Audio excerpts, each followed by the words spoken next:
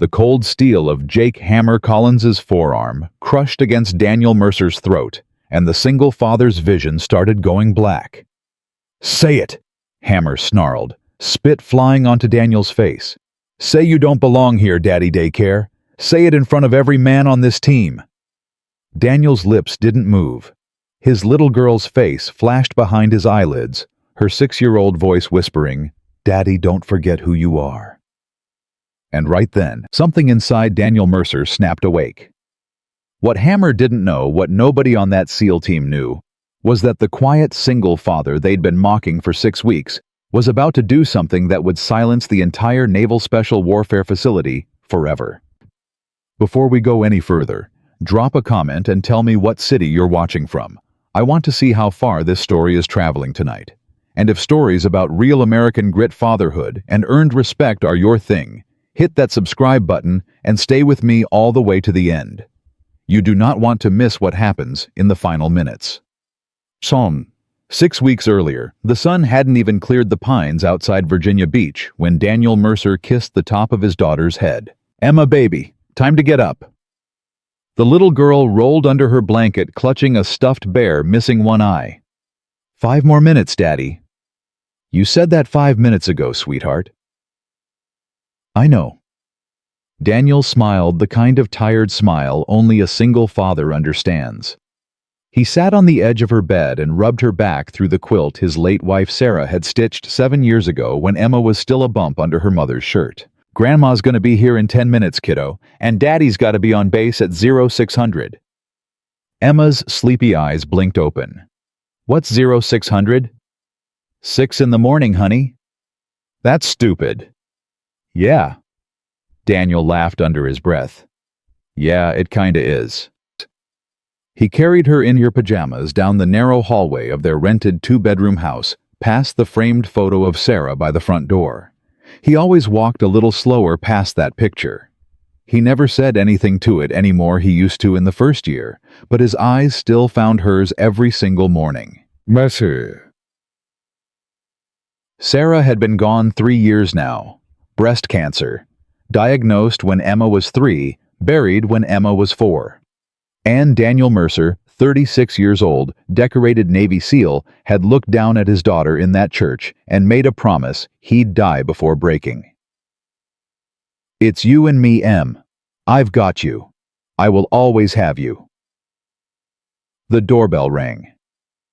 Grandma Ruth shuffled in, still wearing her church cardigan, even at 5:50 in the morning. "She eat anything yet?" Ruth asked. "Half a Pop-Tart. And don't look at me like that, Mom, I've got 10 minutes. I'm not looking at you like anything." "You are, though." Ruth pursed her lips. "Dan, you've been at this a month. You're losing weight. You're not sleeping." "I'm fine." "You are not fine." Daniel grabbed his go-bag off the counter and stuffed a protein bar in his cheek. "Mom, I signed up for Green Team. You know what Green Team is. It's not supposed to be easy. You already did BUD/S. You already made SEAL. Why are you putting yourself through this again?" He paused at the door. Emma had wandered back into the living room with her bear. Daniel crouched down to her level. "Emma, give Daddy the speech." The little girl straightened her shoulders like she'd practiced 1,000 times. "You come home. You always come home." "That's right. And I remember who I am." "That's right, baby girl." "And who am I?" Daniel touched her nose. "You are Emma Mercer, and your daddy loves you more than anything on this earth." "Mm-hmm." He kissed her forehead, nodded at his mother, and walked out the door before any of them could see his eyes get wet. By 6:15, Daniel Mercer was standing in the open bay locker room of the Naval Special Warfare Training Facility at Dam Neck Annex. Virginia Beach lacing up a pair of worn combat boots. The air smelled like sweat boot polish and coffee that had been brewing since 4 in the morning. Green Team wasn't a course for the weak. It was the advanced selection pipeline for the Navy's most elite counterterrorism unit, the next step up from being a regular SEAL. Out of the men who tried out, most washed out. Daniel knew the numbers.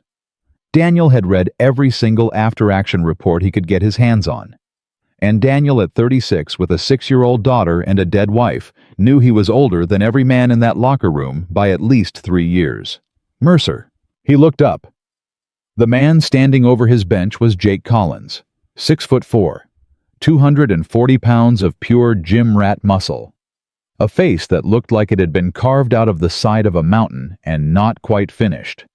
They called him Hammer because he'd allegedly broken another operator's jaw in a training exercise and reported it as a teaching moment. Hammer. Saw your file. Did you? Your daughter was on your emergency contact card. Daniel slowly pulled his second boot tight. That's usually where you put family. Yeah. Never seen a single parent on green team. Well, now you have. Hammer leaned against the locker. Kinda brave. Is it? Or kinda stupid? I can't decide yet. A couple of the other candidates glanced over. One of them, a quieter guy named Reyes, had gone very still, pretending to tie his laces. Daniel stood up slowly. He was 6'1", which meant Hammer still had 3 inches on him, but Daniel had a way of standing that made the air in a room feel different. Sarah used to call it his calm fire. Quiet eyes, shoulders loose, hands open. I'm here to do the work, Collins. Same as you. Oh, I know you're gonna do the work, buddy. Question is whether your daughter's gonna have a daddy at the end of it. Daniel didn't answer. Hammer waited for him to answer. He still didn't answer. Hammer chuckled and slapped the locker. You're an odd duck, Mercer. I kinda like it. He walked off. Reyes across the row finally exhaled. Brother, just a heads up. Yeah. Collins doesn't like old guys. I'm 36. Like I said, old. Daniel smiled a little, the first real smile of the morning, and followed the rest of the team out onto the grinder for formation. The first week of Green Team nearly broke him. Not the physical stuff. Daniel had been a SEAL for 12 years, and his body still knew what to do, even when his mind was begging to quit. It was the clock. The relentless, merciless clock. At 5 in the morning, he was on the road doing timed ruck marches with a 65-pound pack. By 7, he was in the pool doing underwater drills. By 11, he was in a classroom being briefed on advanced breach tactics. By 3 in the afternoon, he was on the range. By 6, he was in the CQB kill house. By 8, he was in the mess. By 10, he was falling asleep on a FaceTime call with his daughter, who was holding up her missing tooth to the camera and saying, Daddy, are you looking? Daddy, your eyes are closed. I'm looking, baby. I see it. That's a big one. Mr. Bear pulled it out. Mr. Bear did that. He's very strong. Very. Daddy. Mm-hmm. Are you okay? Yeah, baby. Daddy's okay. Grandma says you're pushing too hard. Grandma worries. Are you pushing too hard? Daniel rubbed his eye with the heel of his hand. Daddy's doing what Daddy has to do. Why? Because being a SEAL, it's how I take care of you. Grandma says you don't have to be a SEAL to take care of me. Daniel smiled into the pillow. Grandma says a lot of things. I love you, Daddy. I love you more, M. Impossible. 100% possible. Nope. I win. No fair. He clicked off the phone and stared at the ceiling of the bachelor quarters. Somewhere down the hall, somebody was laughing. Somebody else was snoring. Daniel closed his eyes, and for a long minute, he just breathed. Then he got up and ran 5 more miles in the dark. By the second week, the other candidates had started to notice him. Not in a good way. Not in a bad way either, exactly. It was the way men in a brutal environment notice the guy who just keeps showing up. The guy who doesn't complain. The guy who finishes his push-ups, ties his boots, and gets back in line without making a sound. In the SEAL world, silence is its own kind of resume. Oh. Master Chief Boyd, the lead cadre instructor. A weathered, bald, 50-year-old former Iraq sniper who had seen every kind of man walk through those doors started watching Daniel a little longer than the others. Mercer. Master Chief. You limping this morning? Negative, Master Chief. Boyd's eyes didn't leave him. I saw you limping yesterday. Stubbed my toe on a ruck, Master Chief. Is that what we're calling it? Yes, Master Chief. A tiny crack of a smile formed at the corner of Boyd's mouth. Carry on, Mercer. That afternoon, Collins cornered him at the ammo crib. Hey, daycare. Daniel didn't turn around. Not my name. Saw you doing that little heart-to-heart with the Master Chief this morning. Mm-hmm. He asked about your daughter. Nope. Sure. Daniel turned around slowly and met Hammer's eyes.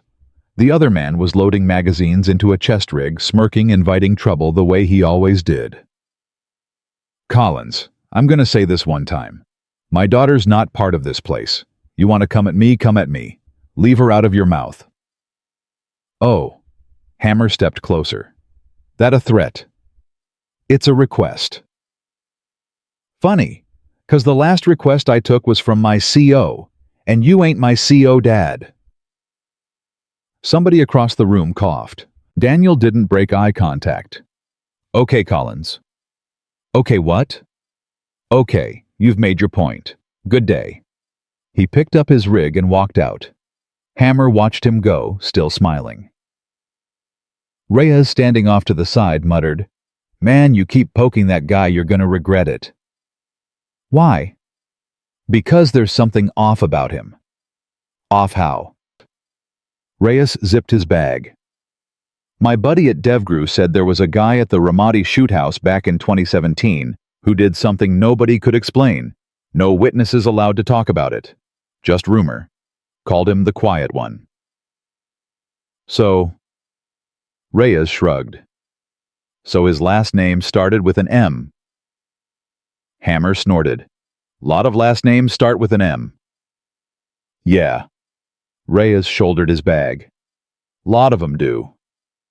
The third week was hand-to-hand.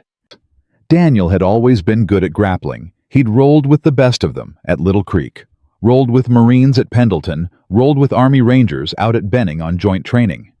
But Green Team hand-to-hand was different. It wasn't about scoring points. It wasn't about tapping out cleanly. It was about surviving. The cadre brought in a retired MMA fighter from Pensacola, a guy named Romero with cauliflower ears and no neck. And Romero spent 3 days teaching them how to break bones in close quarters. You are not here to win a fight, Romero growled at the class, pacing like a bull in front of the mats. You are here to end a fight. Understand the difference. On day 2, Romero started pairing them up for live rolls. He looked at the clipboard. Mercer? Sir. You're up. Yes, sir. Collins. Hammer's head snapped up from where he'd been leaning against the wall. A slow grin spread across his face. Yes, sir. You two, mats, now. The 20-some-odd candidates in the room didn't say anything, but they moved closer to the edge of the mat without being told. You could feel the shift in the air. Daniel stepped onto the mat and rolled his shoulders once. Then again, Hammer walked onto the mat, cracking his neck. All right, Daddy Daycare, let's dance. Collins. What? Be careful. Hammer laughed out loud. Be careful. You hear this guy. Romero clapped his hands once. Fight. Hammer shot in like a freight train. He was fast for a man his size, and he was a big man. 240 pounds of wrestling camp meat. He double-legged Daniel, drove him back 3 steps, and slammed him down onto the mat hard enough to rattle Daniel's teeth. The room inhaled sharply. Oh, come on, somebody yelled. Daniel hit the mat on his shoulder blades, and Hammer was on top of him in half a second, moving to half guard, then to side control, then to full mount. He was grinning the entire time. Where's the big bad ex-DevGru boogeyman now, huh, Daycare? Daniel didn't answer. Hammer raised a fist and pretended to punch him in the face, stopping 2 inches short, laughing. Boom, boom, Boom. Your daughter's a widow now, buddy. I mean, I guess she was already a half-widow, but you know. Somebody on the sideline, Reyes, said, "Hey, that ain't cool, man." "Mind your business, Reyes." Daniel's jaw tightened. For one single second, his eyes went to the ceiling, and anyone who knew how to read a fighter would have seen the decision happen behind them. Then, Daniel Mercer moved. Quote, "It wasn't a thrash. It wasn't a panic. It was a hip escape so clean and so fast that for a second, nobody in the room registered what they were seeing. Hammer's 240 pounds was suddenly grabbing empty air. Daniel shrimped out, cupped Hammer's elbow, and inverted under him, like a man slipping out of a coat. Hammer's eyes went wide. "What?" Daniel was already behind him. One arm under the jaw, one hand on the back of the skull. Rear naked choke. Deep. The room went dead quiet. Hammer tapped the mat once, twice hard. Daniel let go immediately and stepped back. He did not celebrate. He did not smile. He did not say a word. He just stood up, walked to the side of the mat, and picked up his towel. Hammer lay on his back, coughing, eyes watering. What the hell was that?" Romero stared at Daniel for a long, long moment. His MMA brain was still replaying what it had just seen. "Mercer." "Sir, where'd you learn that escape?" "Around, sir." "Around where, Mercer?" Daniel dabbed his face with the towel. "Sir, with respect, can I sit down? I've got another run at 1500. Romero narrowed his eyes. Then he waved him off. Yeah, go." Hammer sat up slowly on the mat. His grin was gone. His eyes, though his eyes were worse than angry. They were embarrassed. And in a room full of alpha males, embarrassment is the most dangerous emotion there is. That night, Daniel got back to his bunk and sat on the edge of the mattress for a long, long time before reaching for his phone. Emma's little face popped up on FaceTime 3 rings in. She was wearing Sarah's old navy sweatshirt. It was about 8 sizes too big on her. "Daddy." "Hey, Peanut." "Grandma made spaghetti." "Was it good?" "It was orange." "That's the sauce, baby. It's supposed to be red. It's called marinara. It can be kind of orange." "Daddy." "Yeah, honey. Your face looks funny." "Does it?" "It's all?" She scrunched her nose. "Tight." Daniel let out a laugh that was more breath than sound. "Yeah, Daddy had a hard day." "Did you win?" "At what, baby?" "Whatever the hard day was." He thought about it for a long moment. "I don't know yet, Em. I don't think it was the kind of day you win." "Did you remember who you are?" "I did." "Good." She nodded like a tiny 4-star general. "That's the important part." "Yeah, it is." "Daddy." "Is there a mean man there?" Daniel's hand paused halfway to his water bottle. "Why do you ask that, honey?" "'Cause you got the face." "What face?" "The face where somebody is being a jerk." He smiled because she was 6 and because she already read him the way Sarah used to. "There's one mean man, baby, but you don't have to worry about him." "Did he say something about me?" Daniel didn't answer right away. "Daddy?" "Em, listen. You don't need to worry about anything anybody says out here. Out here is out here. Home is home. Okay." "Okay." Say it back. "Home is home." "That's my girl." "Daddy, promise me something." "Anything, honey." "If the mean man keeps being mean, don't be mean back." He stared at her. "Don't be mean back." "No." She shook her head, very serious. "Just be you. Because you is better than mean." Daniel Mercer, decorated SEAL 36 years old Green Team candidate at the Naval Special Warfare Training Facility, sat on a bunk in a barracks in Virginia Beach and put his hand over his face so his 6-year-old daughter wouldn't see him cry. "Yeah, baby girl," he finally said. I promise. Word of the grappling match spread through Green Team by the next morning, faster than any official briefing. By breakfast, 3 different candidates had come up to Daniel's table and asked him casually where he'd trained. Daniel answered each one the same way. A lot of places. Where, though? Around. It became a joke. Mercer, where'd you learn that around? Around where? A couple places. But Hammer didn't laugh. Hammer sat at his own table, 3 tables down, flanked by 2 of his biggest buddies, Weller and McKinney, both ex-Marines, both built like silo doors, and he just watched Daniel eat his eggs. Reyes slid into the seat across from Daniel. Bro. Reyes. You know he's gonna come at you again. Yep. You know it ain't gonna be on the mat with a ref and a time limit. Yep. Aren't you worried? Daniel wiped his mouth with a napkin and looked up slowly. Reyes, can I tell you something man to man? Yeah. I buried my wife 3 years ago. I held her hand while she took her last breath. Then I drove home and told a 4-year-old girl her mommy was in heaven. Reyes went still. There is nothing Jake Collins can do to me, Daniel said quietly, that hasn't already been done. Reyes swallowed and looked down at his tray. Roger that. Eat your eggs, man. Yeah. And a couple of seats down, Master Chief Boyd stood up from his end of the table, holding a coffee mug. He didn't look their way, but his eyes caught Daniel's for half a second on the way out the door, and half a second was all it took.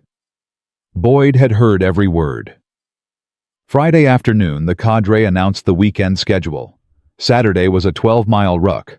Sunday was administrative recovery, which in Green Team language meant try not to die. On the way out to his car, Daniel passed the small admin office near the gate.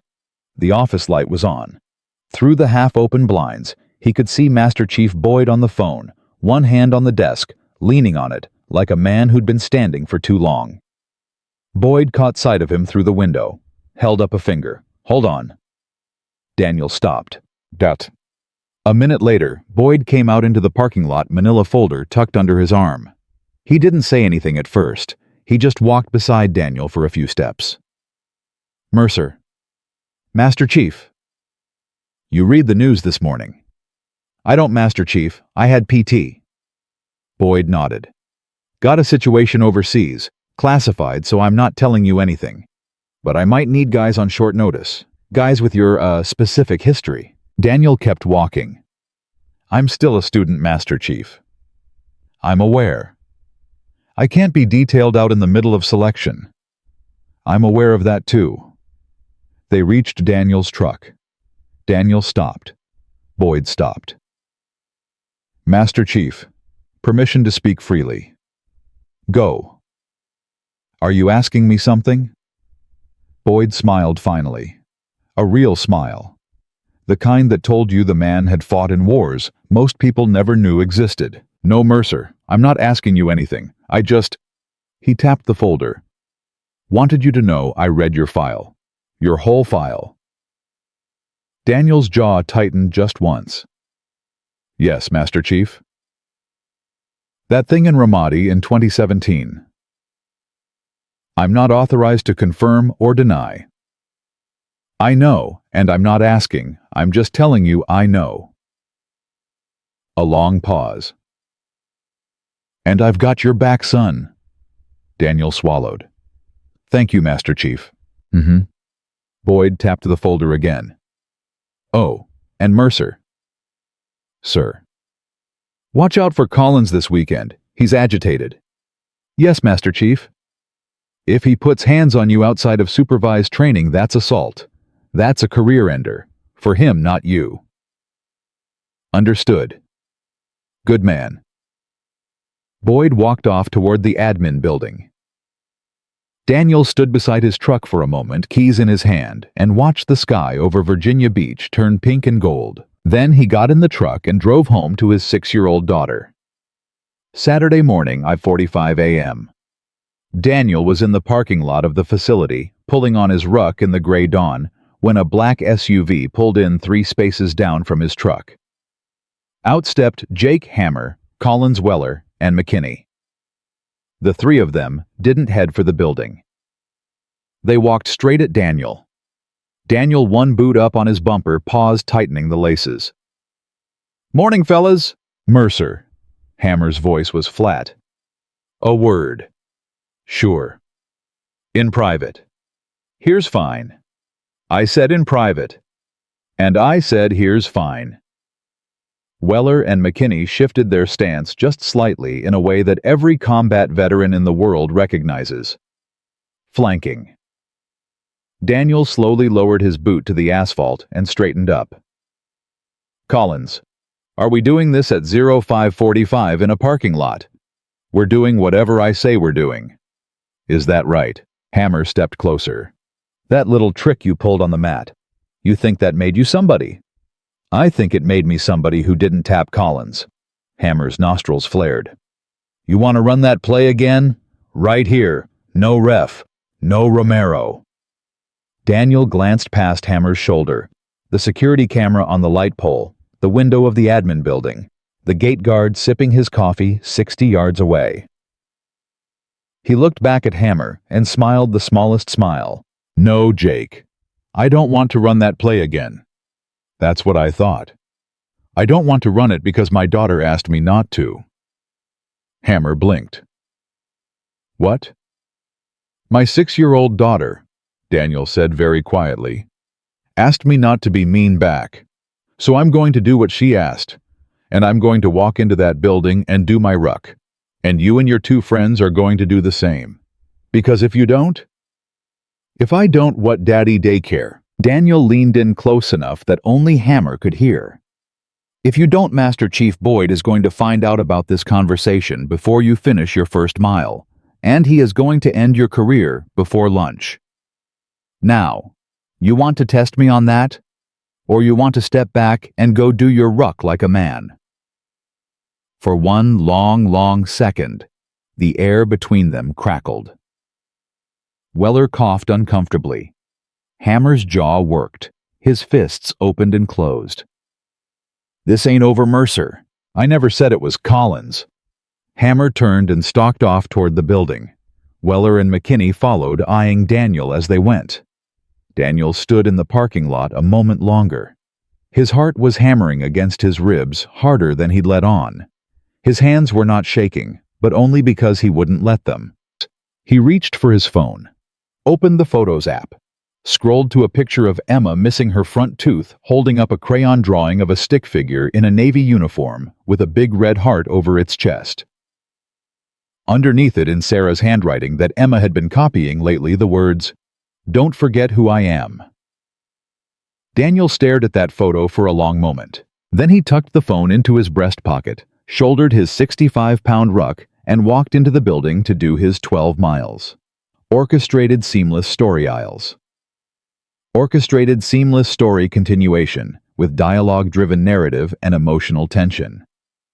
Orchestrated seamless story continuation with dialogue-driven narrative and emotional tension. The 12-mile ruck started at 0600 on the dot, and by mile 2, Daniel Mercer already knew something was wrong. Hammer was behind him. Not next to him, not in front. Behind him, about 6 paces back, pacing him step for step through the scrub pines off the base access road. Every time Daniel shifted his stride, Hammer shifted his. Every time Daniel slowed, Hammer slowed. Reyes, jogging up alongside, kept his voice low. "Mercer, you clock it." "I clocked it." "He's been on your 6 the whole time." "I know. He's got Weller and McKinney ahead of us on the trail. I saw him pass the checkpoint together." "Saw that too." "Bro, they're boxing you in." "Reyes, breathe. Stay off my shoulder. If something happens, I don't want you in the blast radius." "Man, I'm not leaving you alone out here."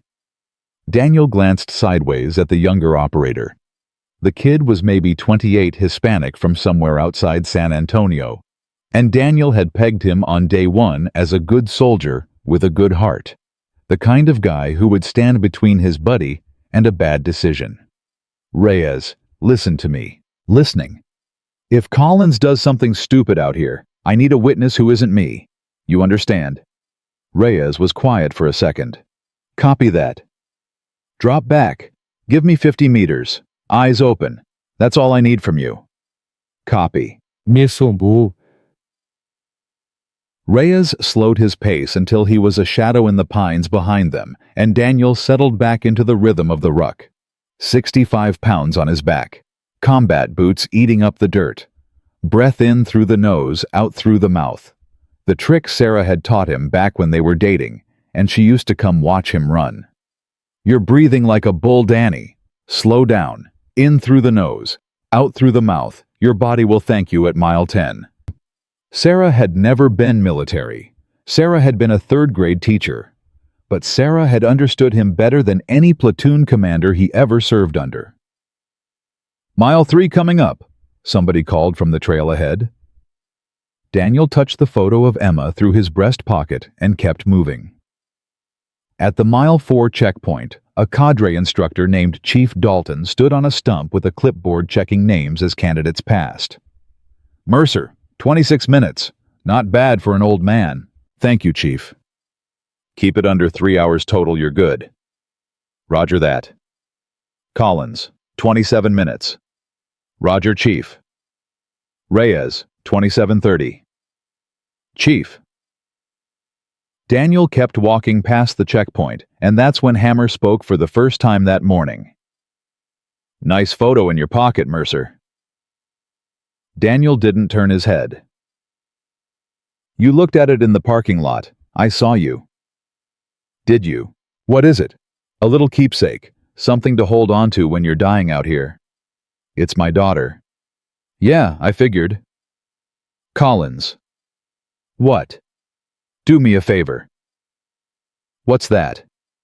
Shut up and walk. Hammer laughed, and the laugh had no humor in it. It was the laugh of a man whose ego had been dented in front of people he cared about, and who had decided sometime between last night and this morning that he was going to get even, no matter what. 第2条 They hit mile 5 in silence. At mile 6, the trail narrowed into a stretch of woods where the pines grew close and the path cut through a gully with a dry creek bed on one side and a 15-foot drop-off on the other. There were no cadre out here. No checkpoints. No cameras. Just trees and dirt, and the sound of boots. Daniel had walked exactly this kind of terrain 100 times in his career. He knew what it was before he ever stepped into it. It was a kill zone. Reyes, he called back over his shoulder, not loud, not quiet. Close it up. Already on it, brother. Reyes jogged up to 15 meters back. Hammer, still 6 paces behind Daniel, let out a slow whistle. Jumpy Mercer.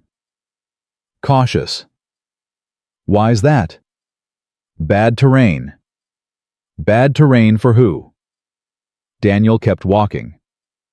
Up ahead, 2 figures stepped out from behind the pines onto the trail. Weller, McKinney.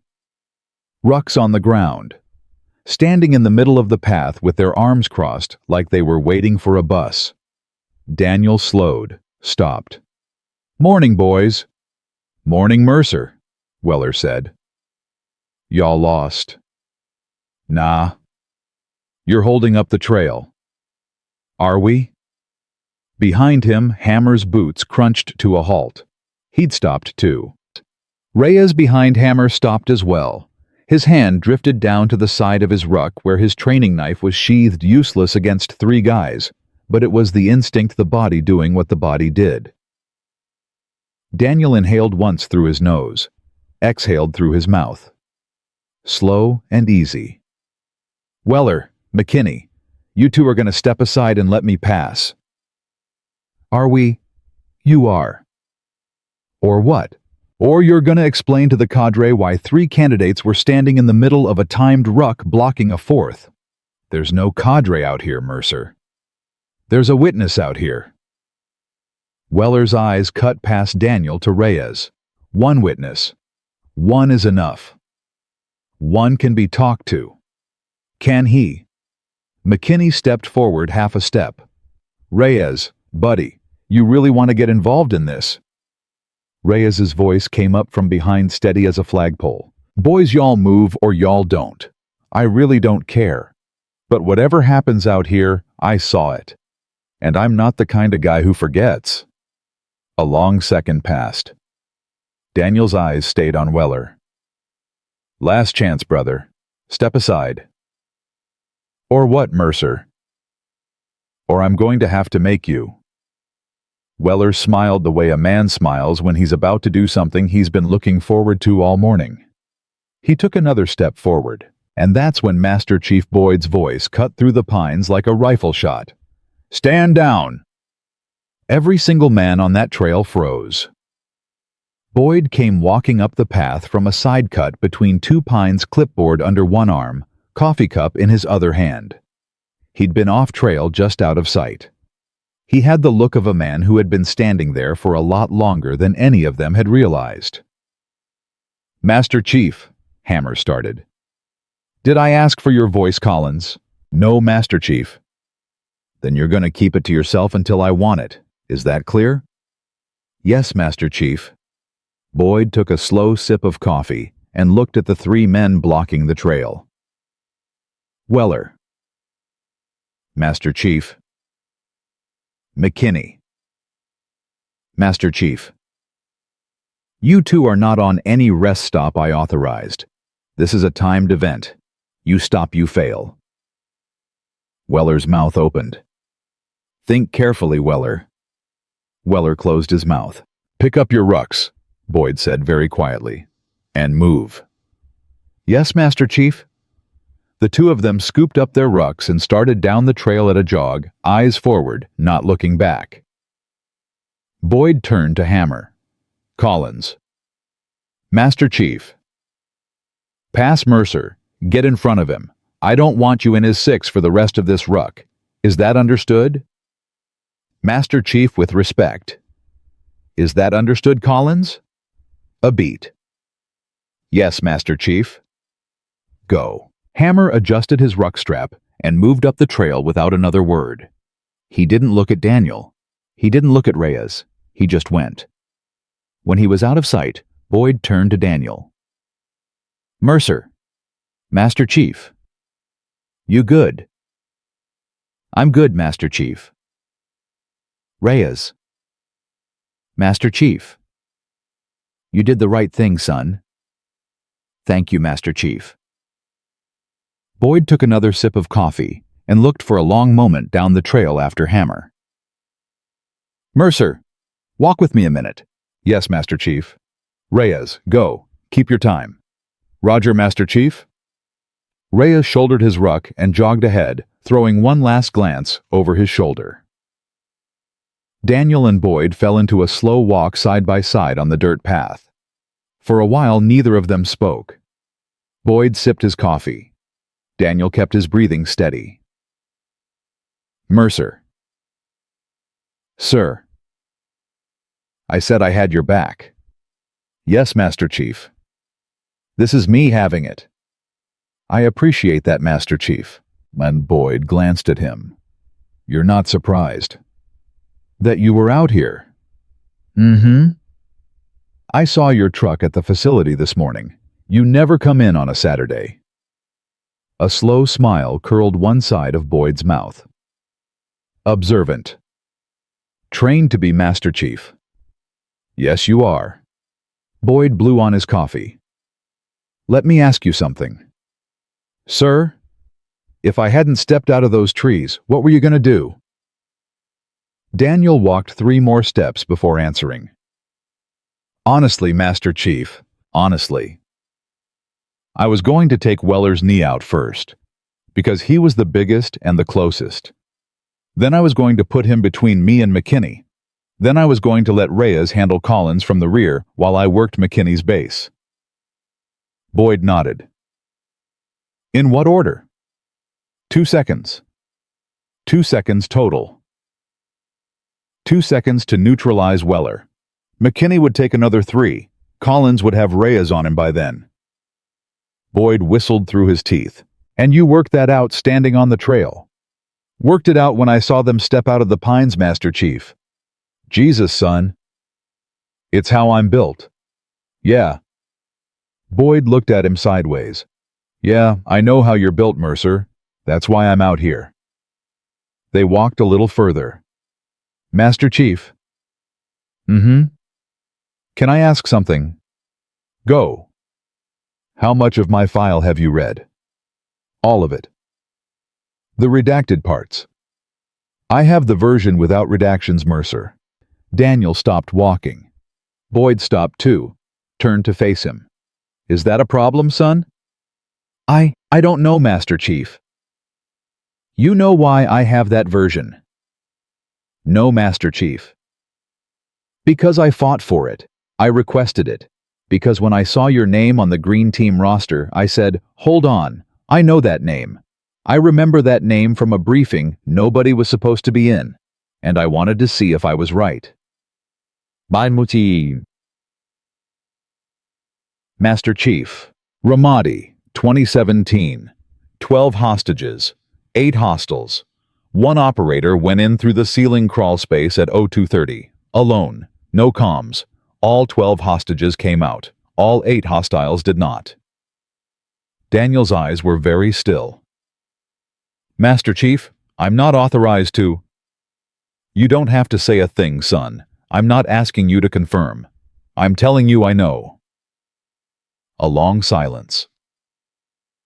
Master Chief, why are you telling me this now? Boyd took a slow breath. Because in about 2 weeks, Mercer, you are going to have a choice to make, and I want you to make it with your eyes open. What choice? I can't say yet. Master Chief. I can't say yet, Mercer.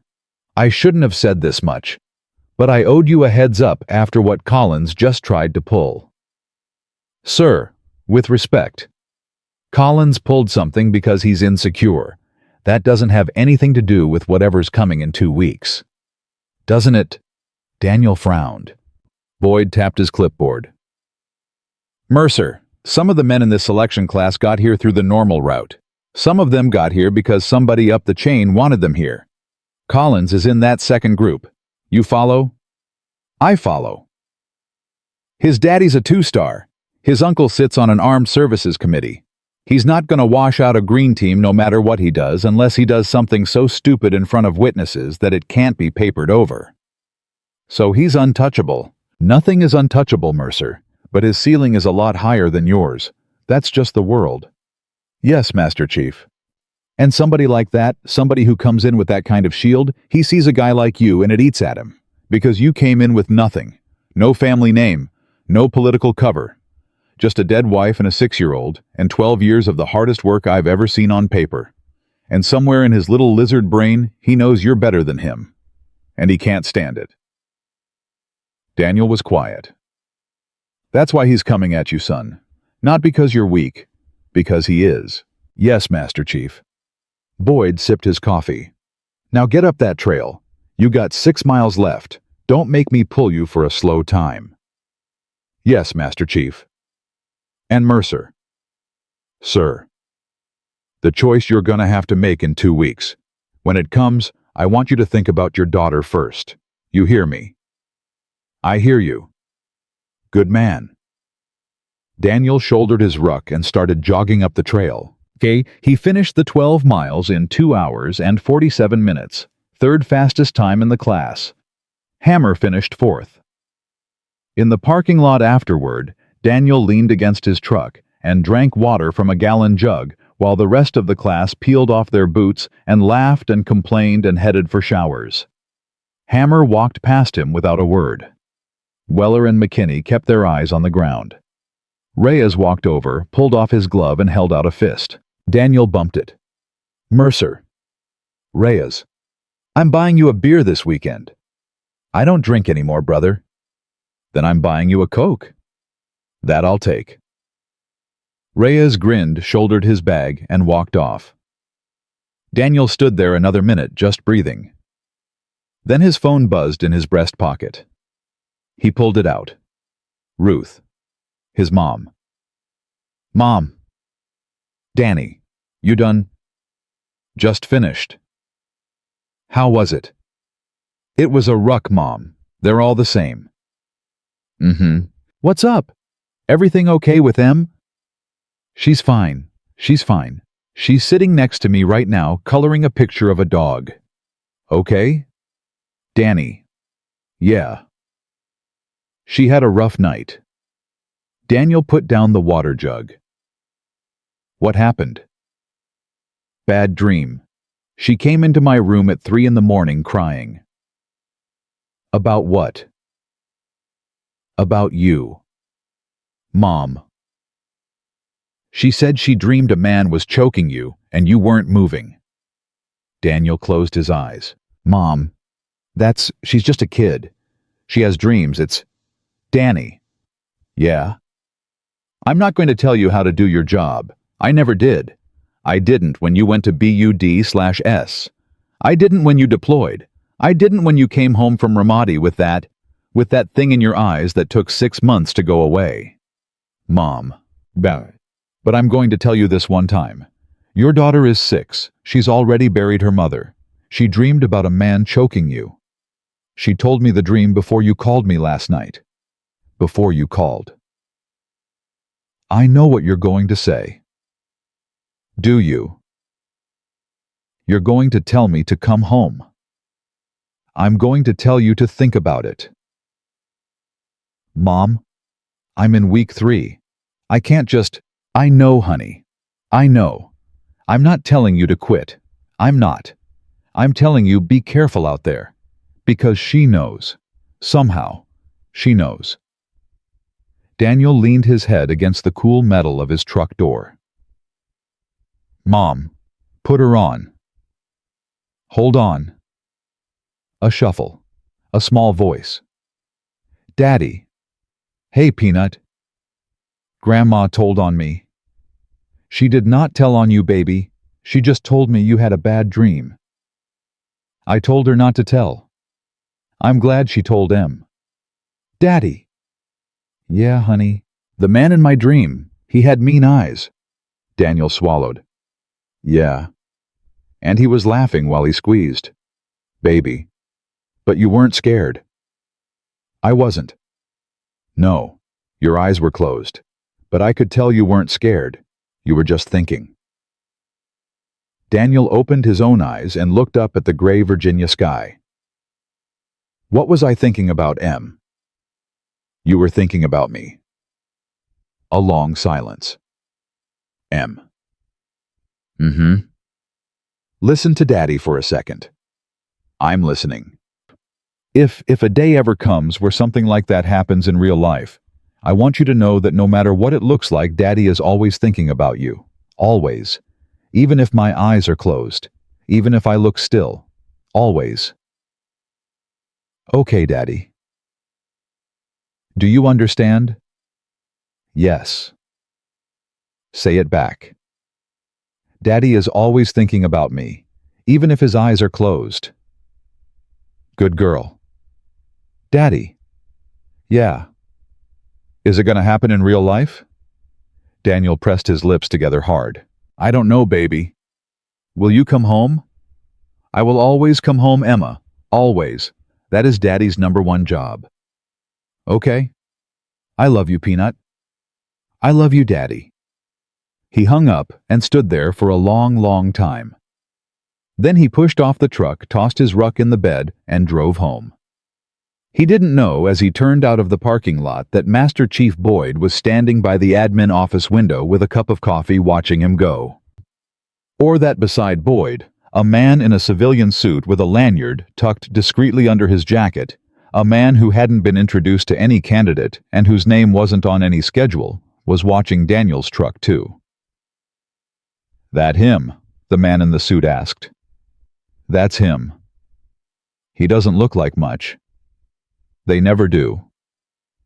2 weeks. Boyd sipped his coffee.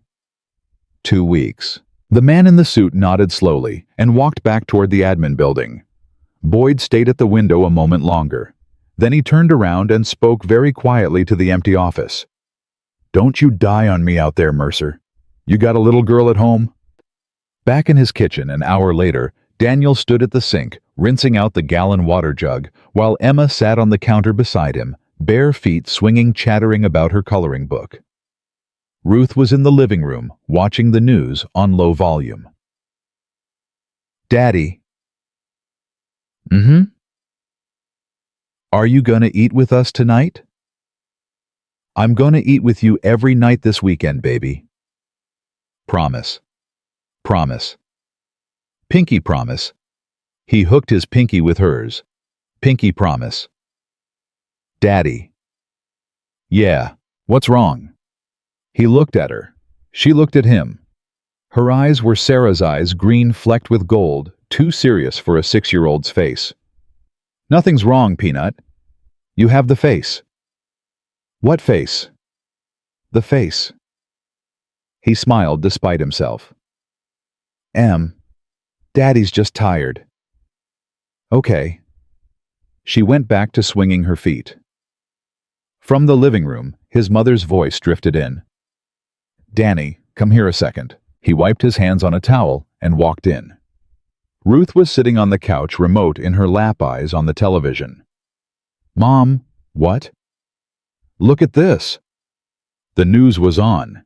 The chyron at the bottom read, Developing U.S. Embassy Situation Overseas. Details limited. State Department declines comment. Daniel's stomach dropped 6 inches. Mom. I know that look you just had, Danny. Mom, it could be anything. There's embassy incidents somewhere every week.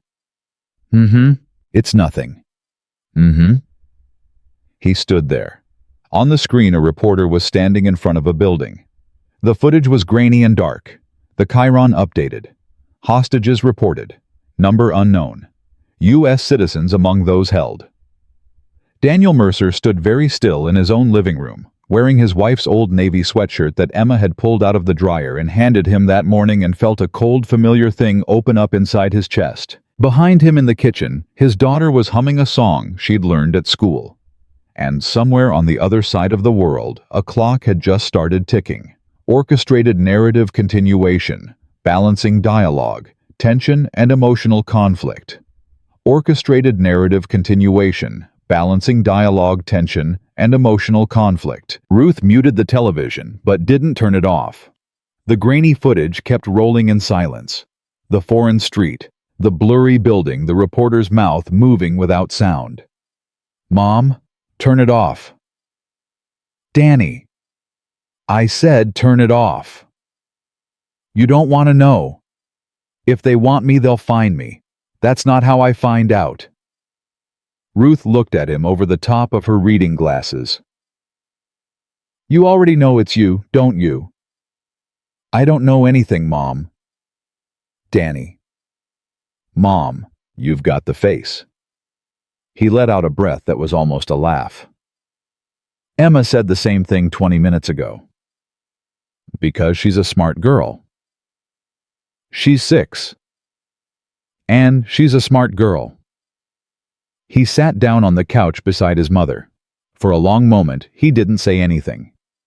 Ruth reached over and put her hand on his knee, the way she used to when he was 11 years old and had lost a Little League game. Danny. Mom, whatever they ask you to do, I want you to remember something. What? There is nobody else in the world who is that little girl's father. I know. A lot of men in this country can do what you can do. Mom, that's not... Let me finish. Sorry. A lot of men in this country can do what you do. There are not a lot of men in this country who are Emma's father. Do you understand the difference? Daniel stared at the carpet. I understand. Good. But Mom, if they ask, I know, honey. If they ask and I say no, I don't ever come back from that. Not in my own head. Ruth squeezed his knee. I know. And Sarah. I know. Sarah told me the night before she died. His voice caught. He swallowed it back down. Sarah told me the night before she died, Don't you stop. Don't you become half a man because I'm gone. Don't you dare, Danny Mercer. She used my whole name. She always used your whole name when she meant it. Yeah. Ruth didn't say anything for a while. On the muted television, the chyron updated. Sources confirm multiple American citizens held. Demands not yet released. Mom, turn it off, please. This time she did. In the kitchen, Emma was standing in the doorway holding her stuffed bear by one paw. Daddy? Hi, Peanut. Is Grandma mad at you? No, baby. Grandma's not mad at me. Your voices sounded mad. Grandma and Daddy were just talking about grown-up stuff. Is the grown-up stuff about the embassy? Daniel's head came up slowly. I saw it on Grandma's phone. Honey. The building with the men in front of it. Baby, you shouldn't. Is it where you have to go? Daniel stood up. Ruth stood up too. Neither of them could find the words for a second. And Daniel crossed the room and picked his daughter up. She was almost too big for it now, but he didn't care. He put her on his hip the way he'd done since she was 2, and she put her arms around his neck the way she always had. Listen to Daddy. Listening. Daddy doesn't know where Daddy has to go yet. Nobody's told me anything. But you think it might be there? I think it might be. Okay. If it is. I know Daddy. If it is, I need you to. I know Daddy. What do you know? You come home. You always come home. That's right. And I remember who I am. That's right. And you remember who you are. That's right, baby. And if you're scared, you think about me. Always. Always. She put her forehead against his forehead, the way they'd done since she was old enough to sit up. Their secret thing, Sarah's thing. Daddy? Yeah. Can we have pancakes for dinner? It's 3 in the afternoon. So it's not dinner yet. Can we have pancakes for lunch? Daniel let out a real laugh, the first one that day. Yeah, Peanut. We can have pancakes for lunch. Ruth watched them walk to the kitchen together, her only son and her only grandchild, and she pressed her knuckles to her mouth so neither of them would hear her. The rest of that weekend, Daniel didn't check the news. He didn't answer emails. He didn't look at his phone, except for one thing, a single text from an unknown number at 22:30 on Saturday night that read simply, "Stand by." He knew what it was. He didn't answer it. He put the phone face down on the nightstand and lay in the dark listening to Emma breathe in the next room. On Sunday, he took her to the beach even though it was cold and windy because she asked. He bought her a hot chocolate that she didn't finish. He held her hand when they walked back to the truck. He buckled her into her car seat and tucked her bear into the belt next to her the way she liked. Daddy. Yeah, baby. This was the best day. It was. Can we do it again next Sunday? Daniel paused with his hand on the car door. I'll try Peanut. Try hard. I will. I'll try hard. Monday morning at 0600, Daniel was back in the locker room at Dam Neck. The weekend had changed something in the air. Nobody said it, but everybody felt it. Men who had been talking at full volume last Friday were talking at half volume Monday. The television in the common room was on a news channel with the sound muted. The chyron read, Situation enters day 4. Number of hostages revised upward. State Department statement expected. Daniel didn't look at it. He tied his boots. He shouldered his kit bag. He walked out to formation. Reyes fell in next to him. Mercer. Reyes. You see the news. Walked past it. Walked past it on purpose.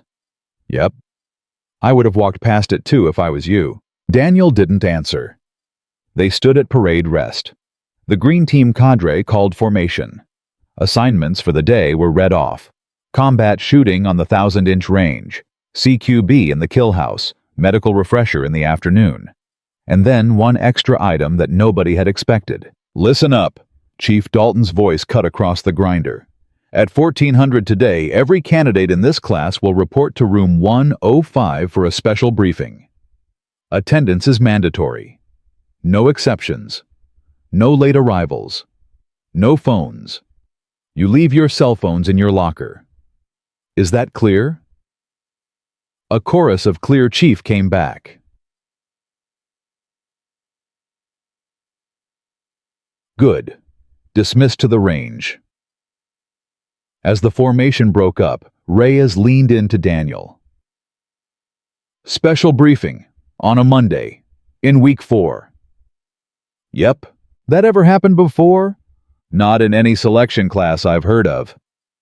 Huh. They jogged to the range.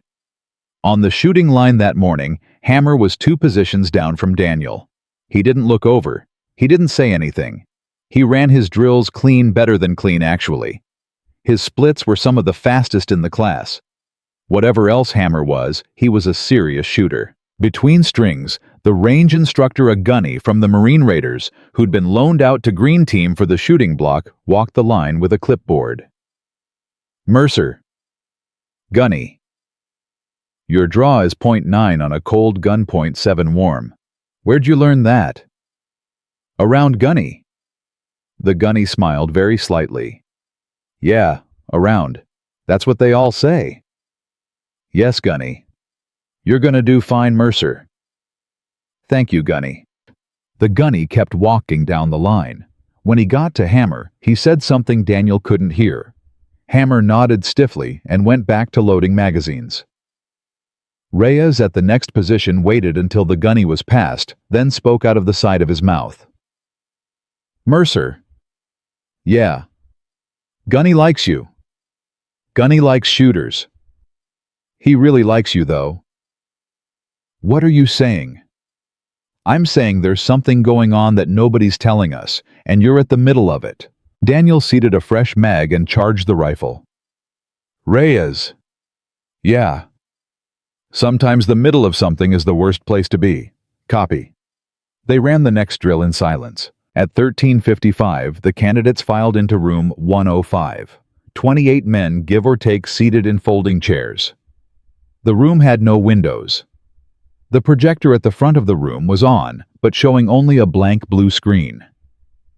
At the front of the room, Master Chief Boyd stood with his hands clasped behind his back. Next to him, the man in the civilian suit from the parking lot the previous week. Daniel sat in the 3rd row. Reyes sat next to him. Hammer sat across the aisle, arms folded. At exactly 1400, Boyd closed the door. Gentlemen, phones. A couple of guys who had snuck phones in sheepishly pulled them out. Hand them to the chief on your way out, not now, after, pay attention. Boyd stepped aside. This is Mr. Harlow. He's not going to tell you his last name because that's not his last name. He's from an agency we don't discuss. He's going to brief you on a situation. You will listen. You will not take notes. You will not repeat anything you hear in this room outside of this room. Is that clear? A chorus of "Clear, Master Chief." Mr. Harlow. The man in the suit stepped forward. He was average height, average build, the kind of face you forget the moment you stop looking at it. Exactly what he was supposed to be. Gentlemen, thank you for your attention. He clicked the projector. A satellite image came up. A 3-story concrete building on a street corner in a city nobody in the room recognized. 4 days ago, at approximately 0200 local, a private American delegation was attending a diplomatic reception at this building. 17 American citizens were in attendance. At approximately 0215, the compound was breached by an armed element of approximately 12 individuals. All 17 Americans were taken hostage. Local security forces were overwhelmed. He clicked again. A list of names came up redacted except for first names. 3 of these Americans are children, ages 4, 7, and 9. They were with their parents at the reception. The room was dead silent.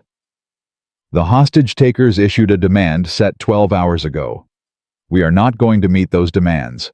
The host nation has been unable to mount a credible response. They have formally requested U.S. assistance. He clicked again. A tactical overview of the building. An operation has been authorized. The unit executing that operation will be a small element from JSOC, not Green Team. But because Green Team has the closest element currently in a training posture with the specific skill set we need, we are requesting augmentation from this class. Every single man in the room sat up straighter. To be clear, we are not pulling you from selection. We are asking for volunteers.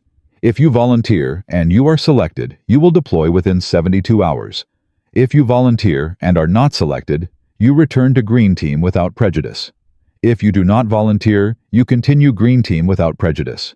There is no negative mark on your file either way. Is that understood? A long silence. Is that understood, gentlemen? Understood, sir. Good. Now, the specific skill set. He clicked again.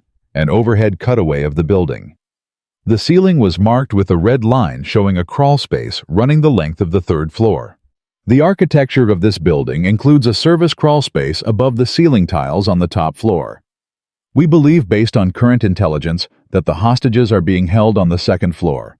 If a single operator can access the third floor and move through the crawl space, he can drop into a specific room at a specific moment and disrupt the hostage takers from a direction they are not watching. That operator would be on his own for approximately 90 seconds before the main assault element breaches from below.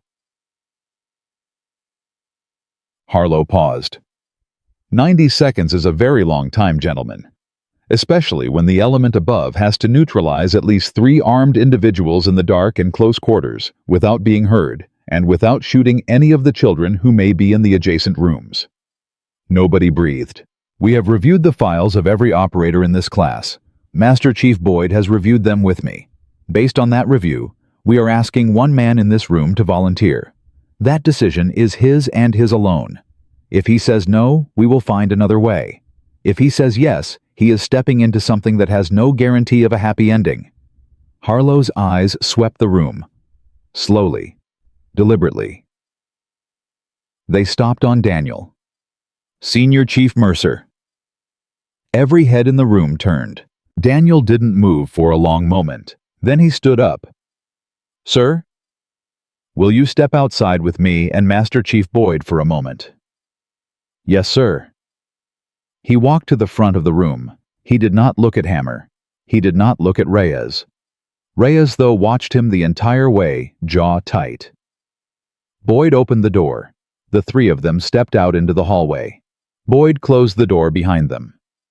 For a second, the 3 men just stood there. Senior Chief? Master Chief, you know why we're asking you. I have an idea. Harlow spoke quietly. Senior Chief, before you say anything, I want you to know, we are aware of your family situation. We are aware of your daughter. We are aware that you were widowed 3 years ago. We would not be asking if we had another option with the same confidence of success. Daniel's voice was flat. Sir, with respect, you'd ask either way. Harlow almost smiled. Yes, Senior Chief, we would. I appreciate you not lying about it. I try not to. Boyd put a hand on Daniel's shoulder. Mercer, I told you last week whatever this choice is, think about your daughter first. I meant that. I still mean it. If you want to walk back in there, sit down and not volunteer, I will personally walk you out of this building. No one will say a word. No one will touch your record. You will be back in that classroom tomorrow morning, running combat shooting. That is a guarantee from me. You hear me, son? Yes, Master Chief. Good. A long silence. Daniel stared at the floor tile between his boots. Sir? Yes, Senior Chief. The children. 4, 7, and 9. The 4-year-old. A little girl. Daniel closed his eyes. Sir, the father of the 4-year-old. Is he? He's one of the hostages. And the mother.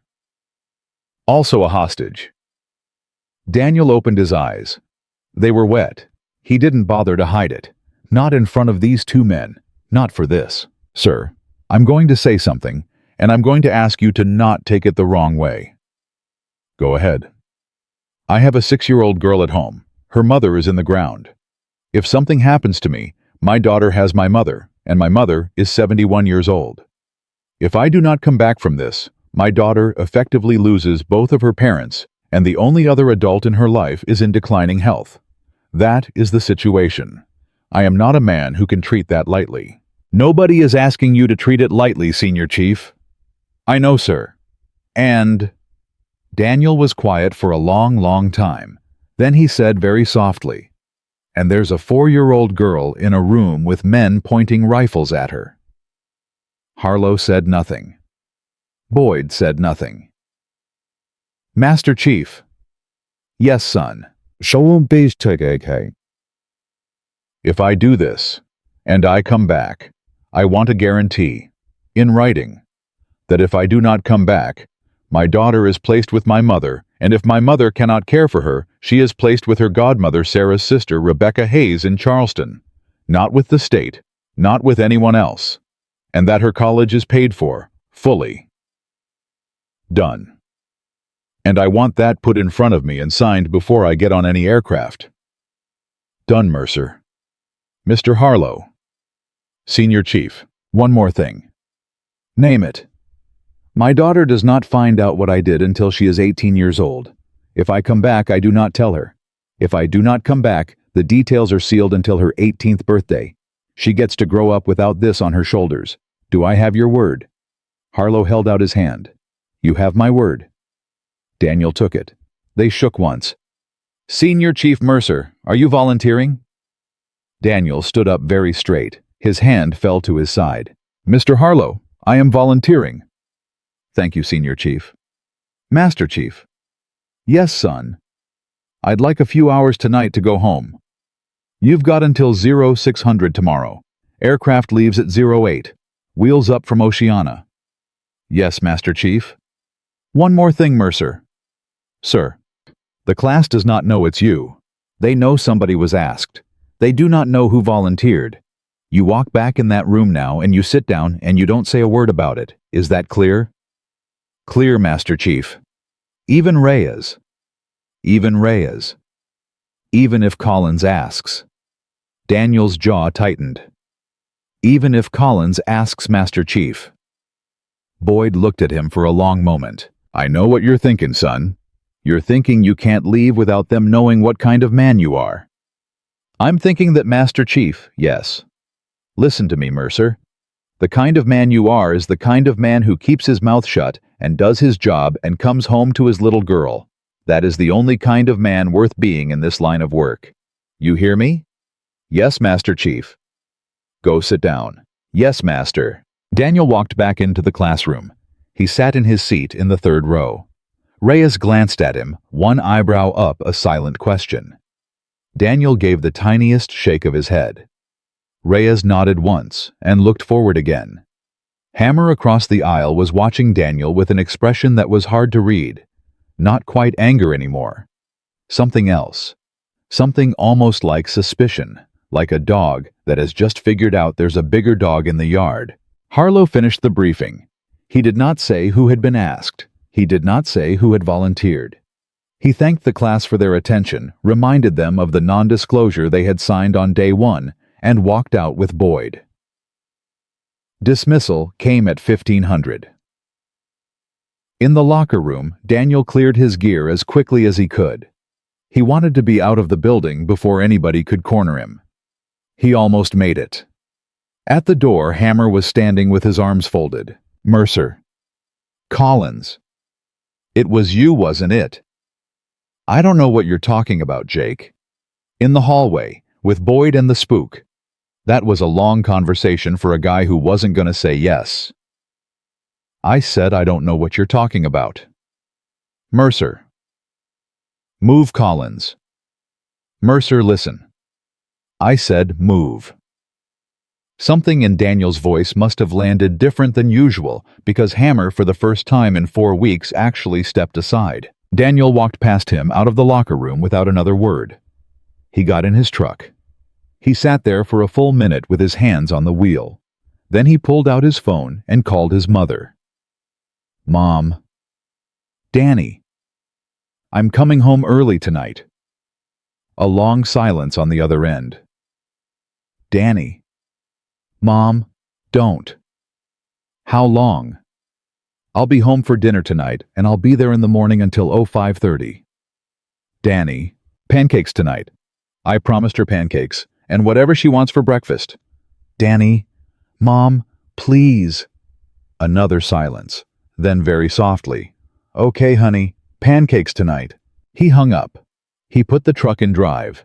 He pulled out of the parking lot of the Naval Special Warfare Training Facility in Virginia Beach and pointed the nose of his truck toward the small rented two-bedroom house where his 6-year-old daughter was waiting for him, with a stuffed bear and a crayon drawing of a man in a Navy uniform with a big red heart over his chest. He did not look at the clock on the dashboard. He did not have to. Jesse. Somewhere inside his chest, the clock was already keeping perfect time on its own. Orchestrated narrative structure spanning home scene through mission infiltration with emotional dialogue focus. Orchestrated narrative structure spanning home scene through mission infiltration with emotional dialogue focus. The drive home took 42 minutes, and Daniel Mercer didn't remember any of it. He remembered pulling into the parking lot of the Naval Special Warfare Training Facility. He remembered pulling into his own driveway. He did not remember a single mile in between.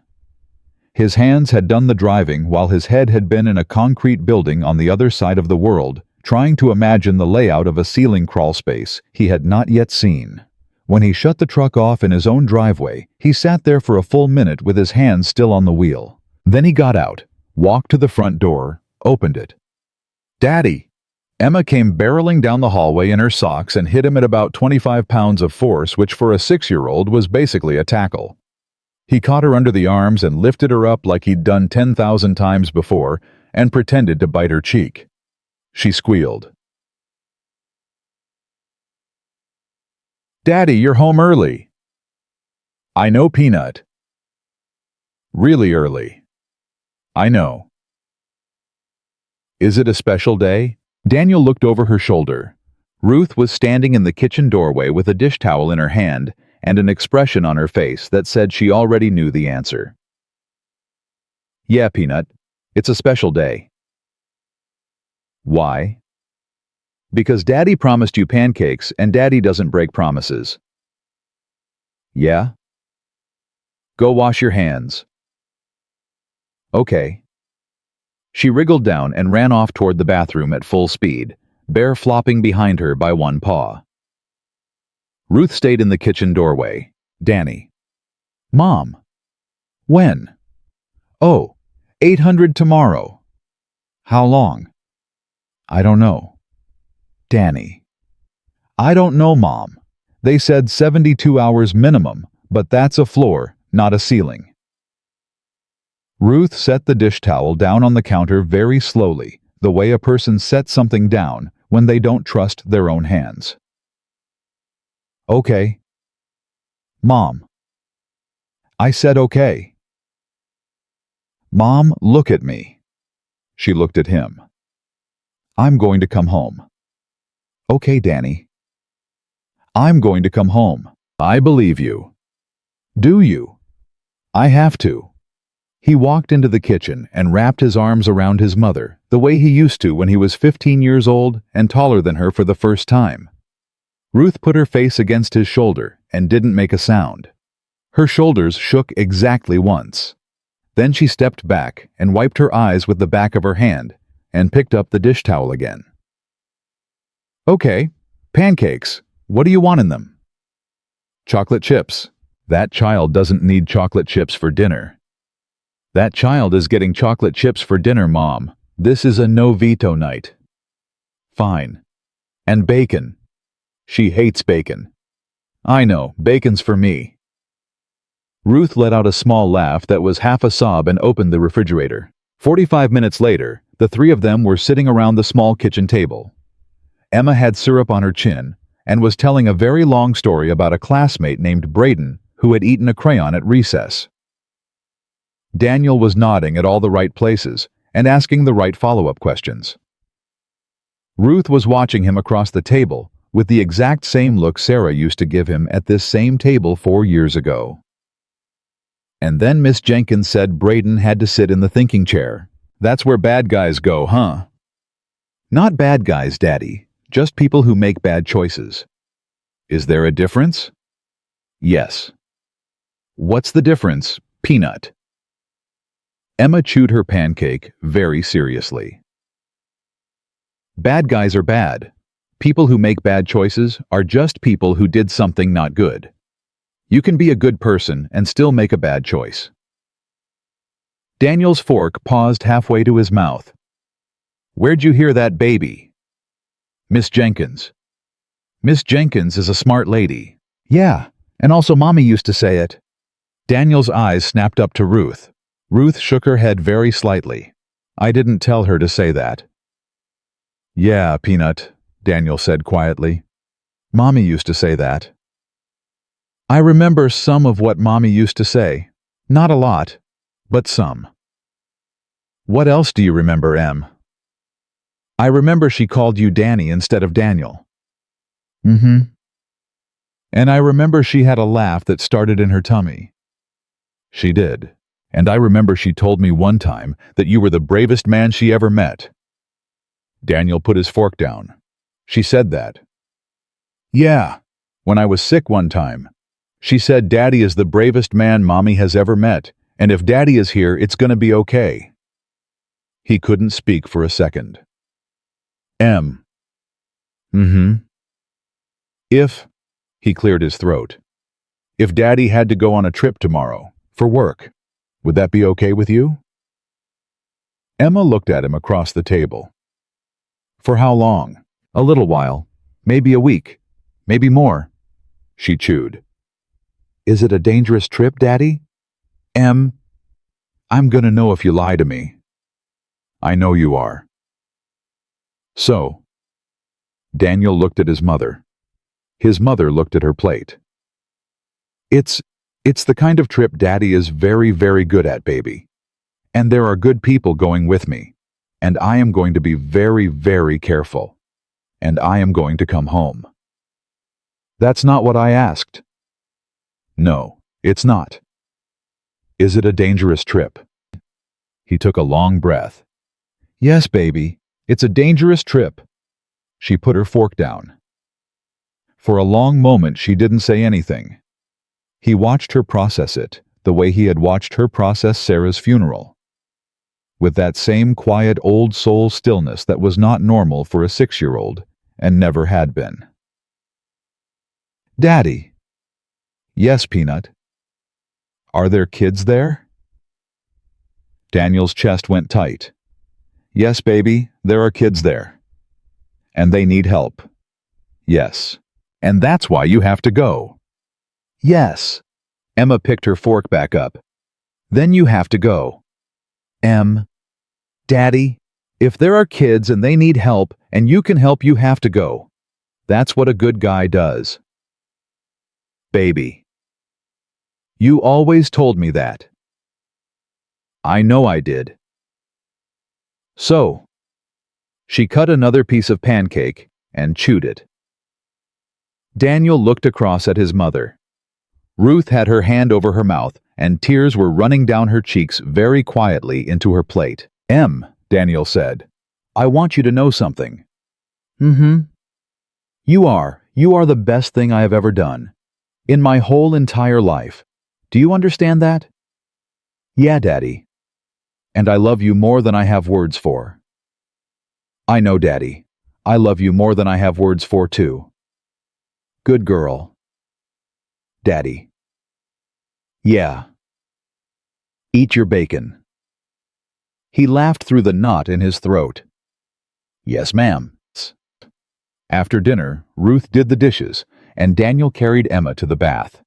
While she was in the tub, there was a knock at the front door. Ruth answered it. When Daniel came out of the bathroom with Emma wrapped in a towel, his mother was standing in the hallway with an expression he didn't recognize. Danny.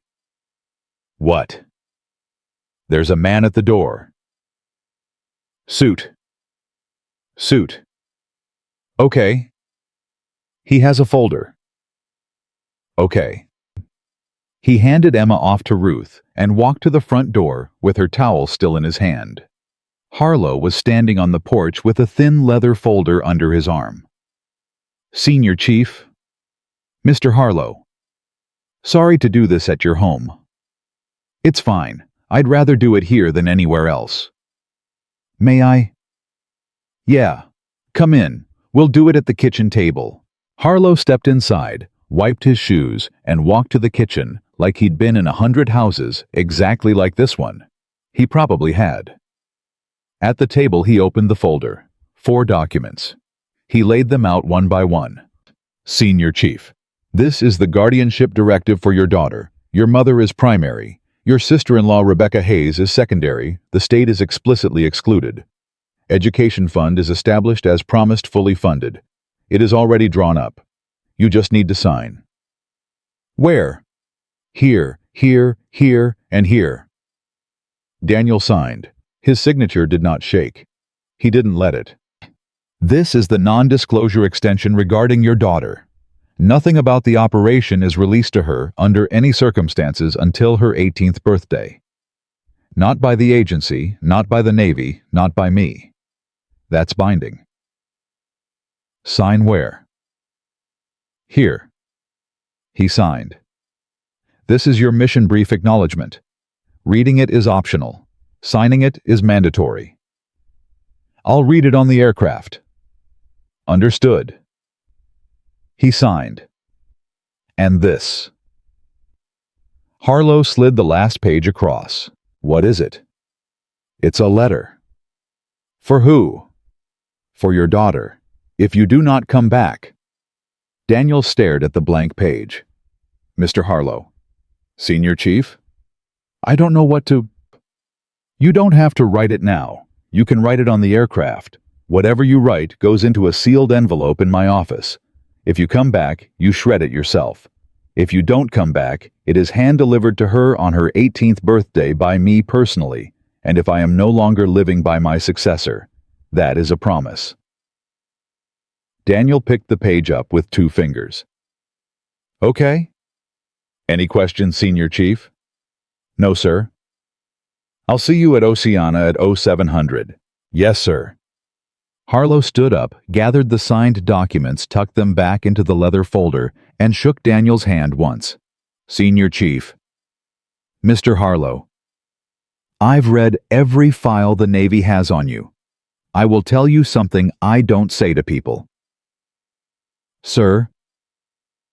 I would trust you with my own children. Daniel swallowed. Thank you, sir. Harlow left. Daniel stood in the kitchen for a minute with the blank page in his hand. Then he folded it carefully into quarters, slid it into the breast pocket of his shirt, and walked back to his daughter's bedroom. He read her, "The Runaway Bunny," twice, because she asked. He lay down next to her on her tiny bed, and she put her forehead against his forehead in the dark. Daddy. Tell me the speech. You sure? I'm sure. You ready? Ready. You come home. You always come home. And I remember who I am. And I remember who I am. And if you're scared, you think about me. Always. Always. She was quiet for a long time. Daddy. Yeah, Peanut. When you're there, and it's scary. Don't forget who you are, because I'm not gonna forget who you are. Okay, baby. Promise me. I promise you. Pinky promise. They hooked pinkies in the dark. I love you, Daddy. I love you more, Em. Impossible. 100% possible. She fell asleep with her hand in his. He lay there for another 30 minutes before he got up. At 0400, he was awake again, dressed, shaved, and sitting at the kitchen table in the dark, with a coffee cup, and the folded blank page from Harlow. He uncapped a pen. He wrote, M. If you are reading this, it means Daddy did not come home from the trip I told you about. I want you to know 3 things. Number 1, it was not your fault. Nothing about this was ever your fault. Daddy chose this with his eyes open, because there were other little kids who needed help, and Daddy was the one who could help them.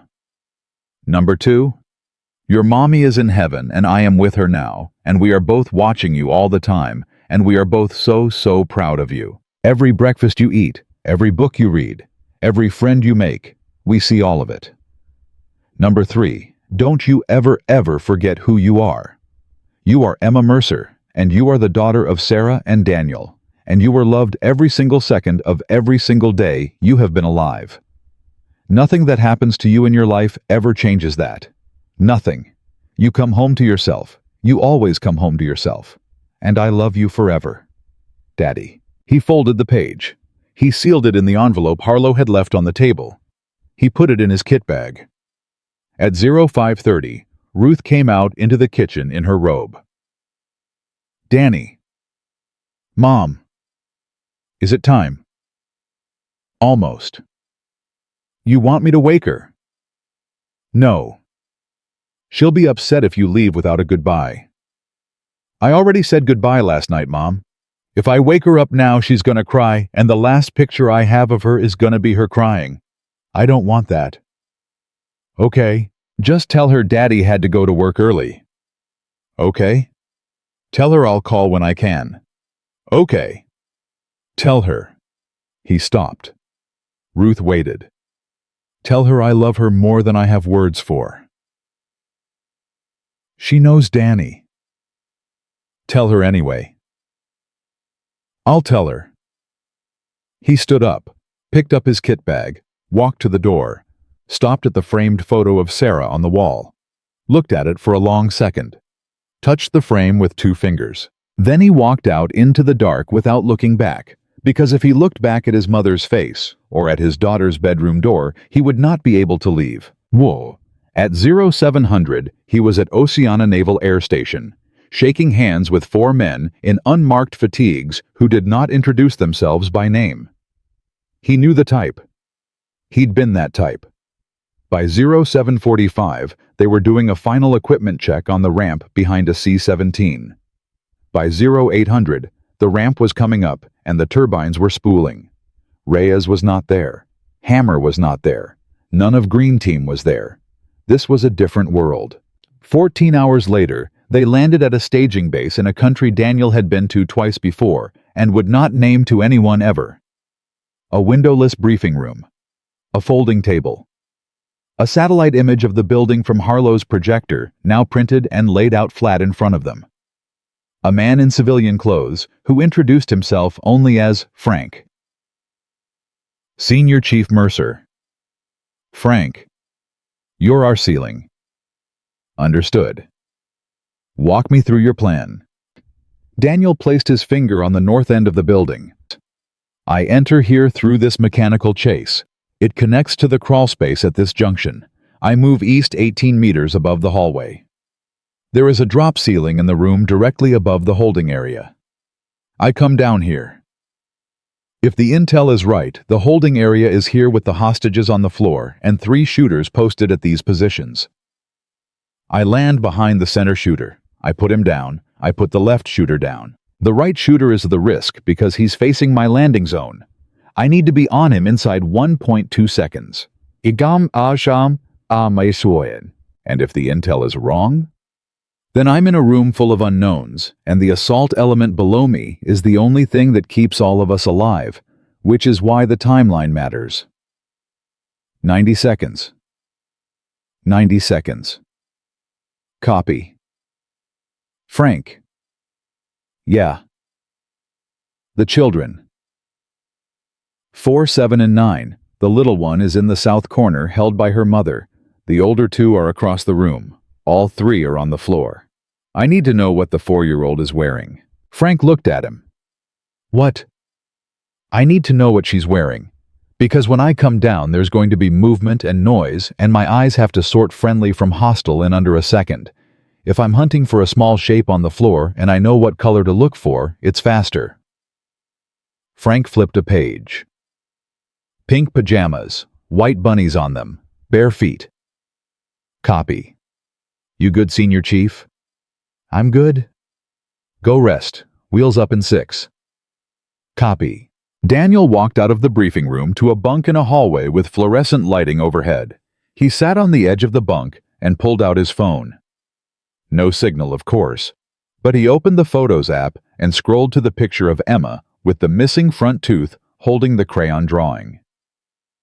Don't forget who I am. He stared at it for a long time. Then he tucked the phone into his kit, lay back on the bunk, and closed his eyes. He did not sleep, but he rested. It was a thing he'd learned a long time ago. The body doesn't need sleep always. Sometimes the body just needs permission to stop. 4 hours later, they were on the aircraft again. An hour after that, they were in a blackout van on a city street with the engine off. 40 minutes after that, he was at the service entrance of the building alone, with a suppressed rifle across his chest, a pistol on his hip, and 2 fragmentation devices on his rig. The assault element was somewhere below him. He could not see them. He could not talk to them. He had a vibration watch on his left wrist that would pulse 3 times when they were ready to breach. Ma. He climbed the utility ladder inside the mechanical chase 1 rung at a time, slow, silent, like Ramadi 7 years ago, except this time there was a 4-year-old girl in pink pajamas in a room above him, and she did not know he existed. At the junction, he lifted the grate, set it aside, and slid on his belly into the crawl space above the 3rd floor. Dust. Metal ducts, wires running along the beams, the dim residual glow of indicator LEDs. He moved on his elbows and the sides of his feet the way he'd been trained 18 meters counting in his head. Every meter and a half, he paused to listen. Voices below. 2 men speaking a language he understood enough of, arguing about food. One of them laughed. The laugh had an edge to it. The edge of a man who has been awake too long and is getting scared without being willing to admit it. A child coughed. Daniel closed his eyes for a half-second and kept moving.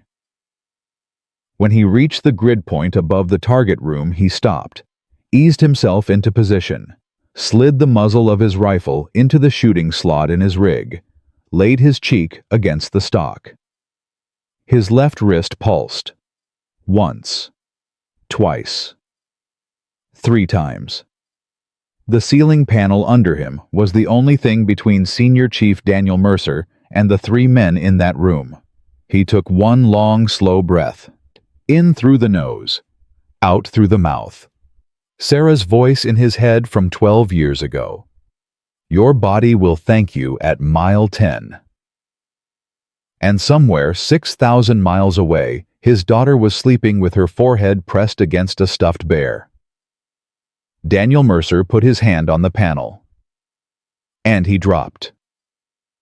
Orchestrated climactic rescue aftermath and definitive story resolution seamlessly. Orchestrated climactic rescue aftermath and definitive story resolution seamlessly.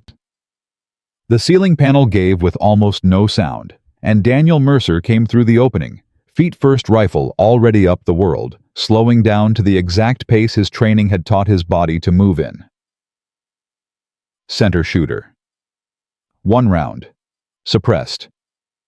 The man went down before he understood what had happened. Left shooter turning. 1 round. Same result. Right shooter, the one facing the landing zone, the one Frank had warned him about, was already raising his rifle. 1.2 seconds. That was what Daniel had told them. 1.2 seconds to get on him.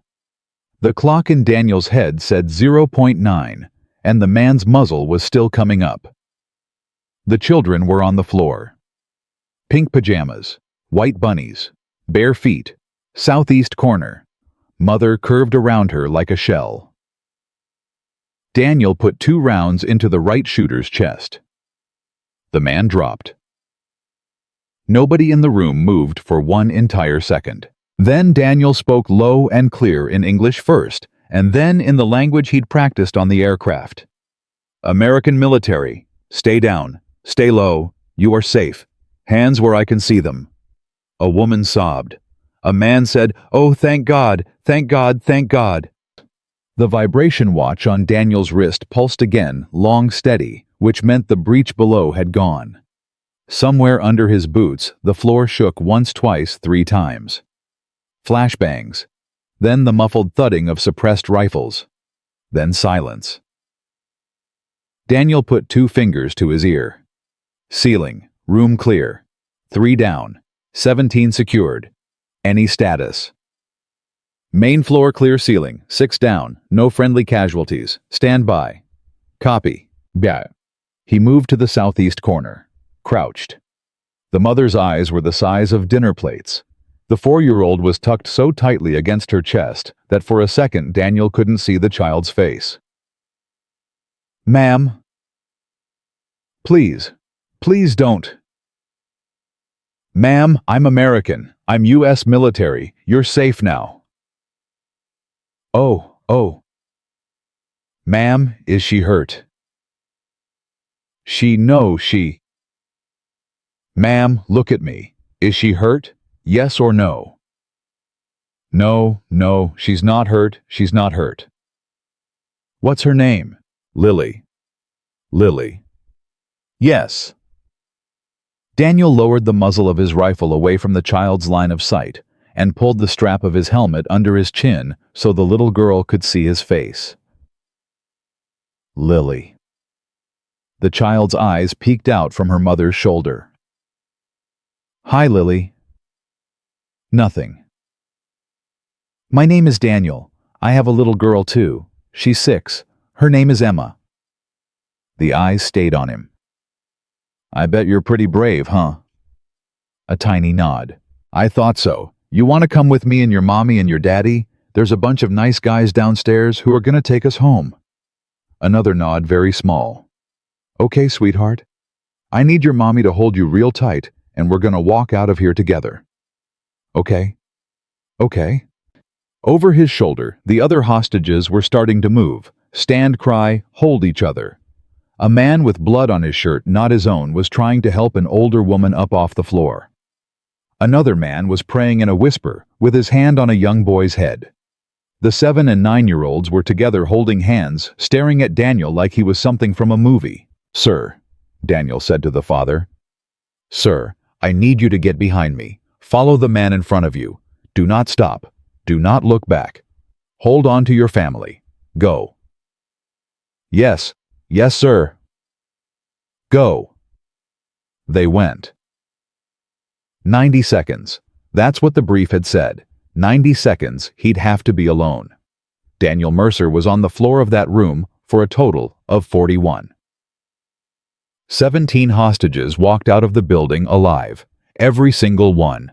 But by 03:15 local, he was back in the blackout van. By 0400, he was on the staging base.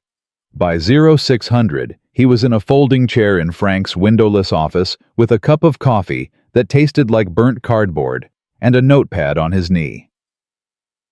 "Senior Chief?" "Frank?" "Preliminary debrief. You were in the room 41 seconds. Felt longer?" "They always do." "Yeah. 17 hostages, 0 friendly casualties, 6 hostile KIA on the main floor, 3 hostile KIA on the top floor, your 3, 2 wounded hostiles in custody, a clean night, Senior Chief." "Yes, sir." "Any injuries?" "Negative." "Any rounds fired I should know about?" 3. Center shooter, 1. Left shooter, 1. Right shooter, 2. Frank wrote it down. "Why 2 on the right?" He was moving. "Copy." Frank put down his pen. "Senior Chief?" "Sir." "I've been doing this job for 21 years. Yes, sir. I've never seen a single operator do what you just did. With 3 down and 0 collateral and a clean exit in under a minute. I want to be clear about that. That is not a thing I have seen before. Just the job, sir. It is the job, Senior Chief. Nobody does the job like that, though. Yes, sir. Anything you need.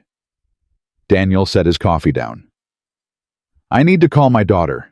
Want to Frank nodded, reached across the desk, pulled out a satellite phone, slid it across. 5 minutes. You're clean. Nobody's listening on my end. Her end is her end. Thank you, sir. Out in 5. Frank stepped out of the office. Daniel dialed his mother's number with fingers that were shaking now, which they had not been 41 minutes ago in that room. It rang twice. Hello. Mom. Danny. Mom, I'm okay. I'm safe. Everything's good. 무통 투다해. There was a sound on the other end. He would remember the rest of his life.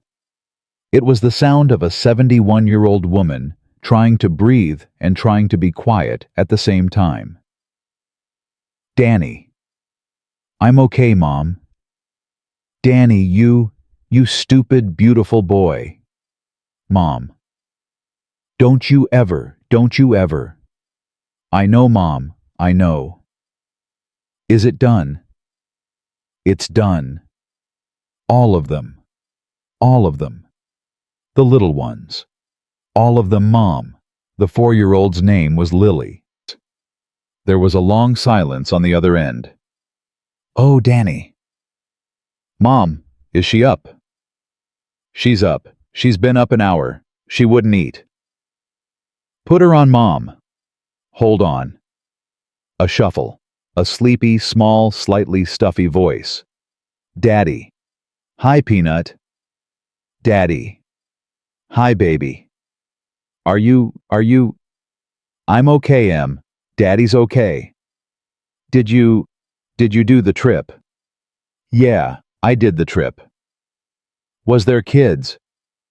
Yeah, baby, there were kids. Are they okay? They're all okay, Peanut. Every single one. She started crying. Em, hey, baby, it's okay. It's okay. I'm okay. I was scared. I know you were. I was too. But I thought about you the whole time, just like I promised. The whole time.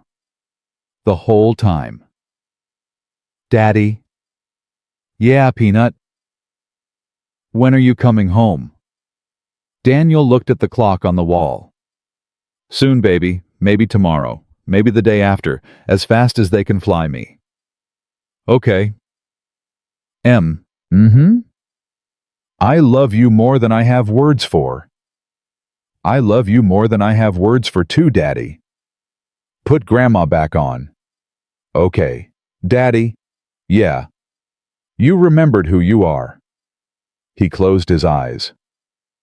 Yeah, Peanut, I remembered. I knew you would. She handed the phone to Ruth.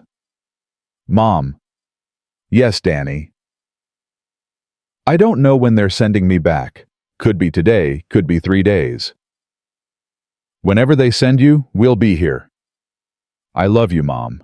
I love you, Danny. Come home. I'm coming home. He set the phone down. Biaczny. The crying came then, all at once, the way it always did after a job. Not for himself, not for the men he had put down in that room he had made peace with that math a long, long time ago. For the little girl in the pink pajamas who was going to live. For the 7-year-old who was going to live. For the 9-year-old who was going to live. For his own daughter 6,000 miles away, who was also somehow going to get her father back. It came out of him for maybe 30 seconds. Then he breathed in through his nose, out through his mouth, and wiped his face with his sleeve, and picked up the coffee again, and by the time Frank walked back into the office, he was clean. Senior Chief? Sir? Aircraft home leaves at 1100. You'll be in Virginia Beach by tomorrow afternoon, local. Roger. And Senior Chief. Sir. The envelope in your kit, the one Mr. Harlow had you prepare. Yes. Do you want to give it to me, or do you want to shred it yourself? Daniel reached into his kit, pulled out the envelope with the folded letter inside it, and stood up. Sir, where's the shredder? End of the hall. Yay.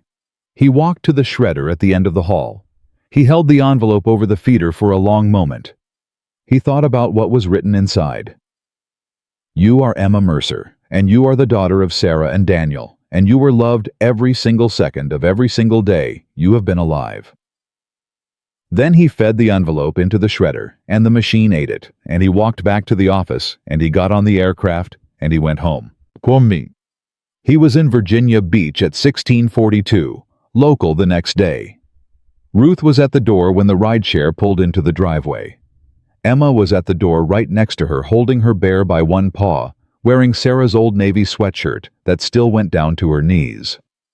Daniel got out of the car, walked up the driveway, and Emma was already running. Bam! He dropped his bag in the grass and caught her and picked her up and held her against his chest and didn't say a word for a full minute. She didn't either. She just held on. Then, into his neck, very quietly. Daddy. Yeah, Peanut. You came home. I always come home. I know. He carried her up the driveway. Ruth was standing in the doorway with her hand over her mouth. He kissed his mother on the forehead on the way in. That night, he made pancakes again because Emma asked. He didn't tell her anything about what had happened. He never would. That was the promise to Harlow, and it was the promise to himself. He slept 12 hours straight. He had not slept 12 hours straight in 4 years. On Monday morning at 0600, Senior Chief Daniel Mercer was back in the locker room at Dam Neck Annex, lacing up his boots. The silence hit him first. Normally, the locker room at 0600 was full of the noise of 28 men who had had too much coffee and not enough sleep. This morning, the locker room was quiet. Men were looking at him, not openly, sideways, through the gaps between lockers, over the tops of equipment bags. Reyes slid onto the bench next to him. Mercer. Reyes. You look rested. Slept. Huh. A pause. Mercer. Yeah. Saw the news. Reyes. I'm not asking. Good. Just saying. Saying what? Saying I saw the news. Daniel tied his second boot. Then I guess you saw the news. Yep. All right.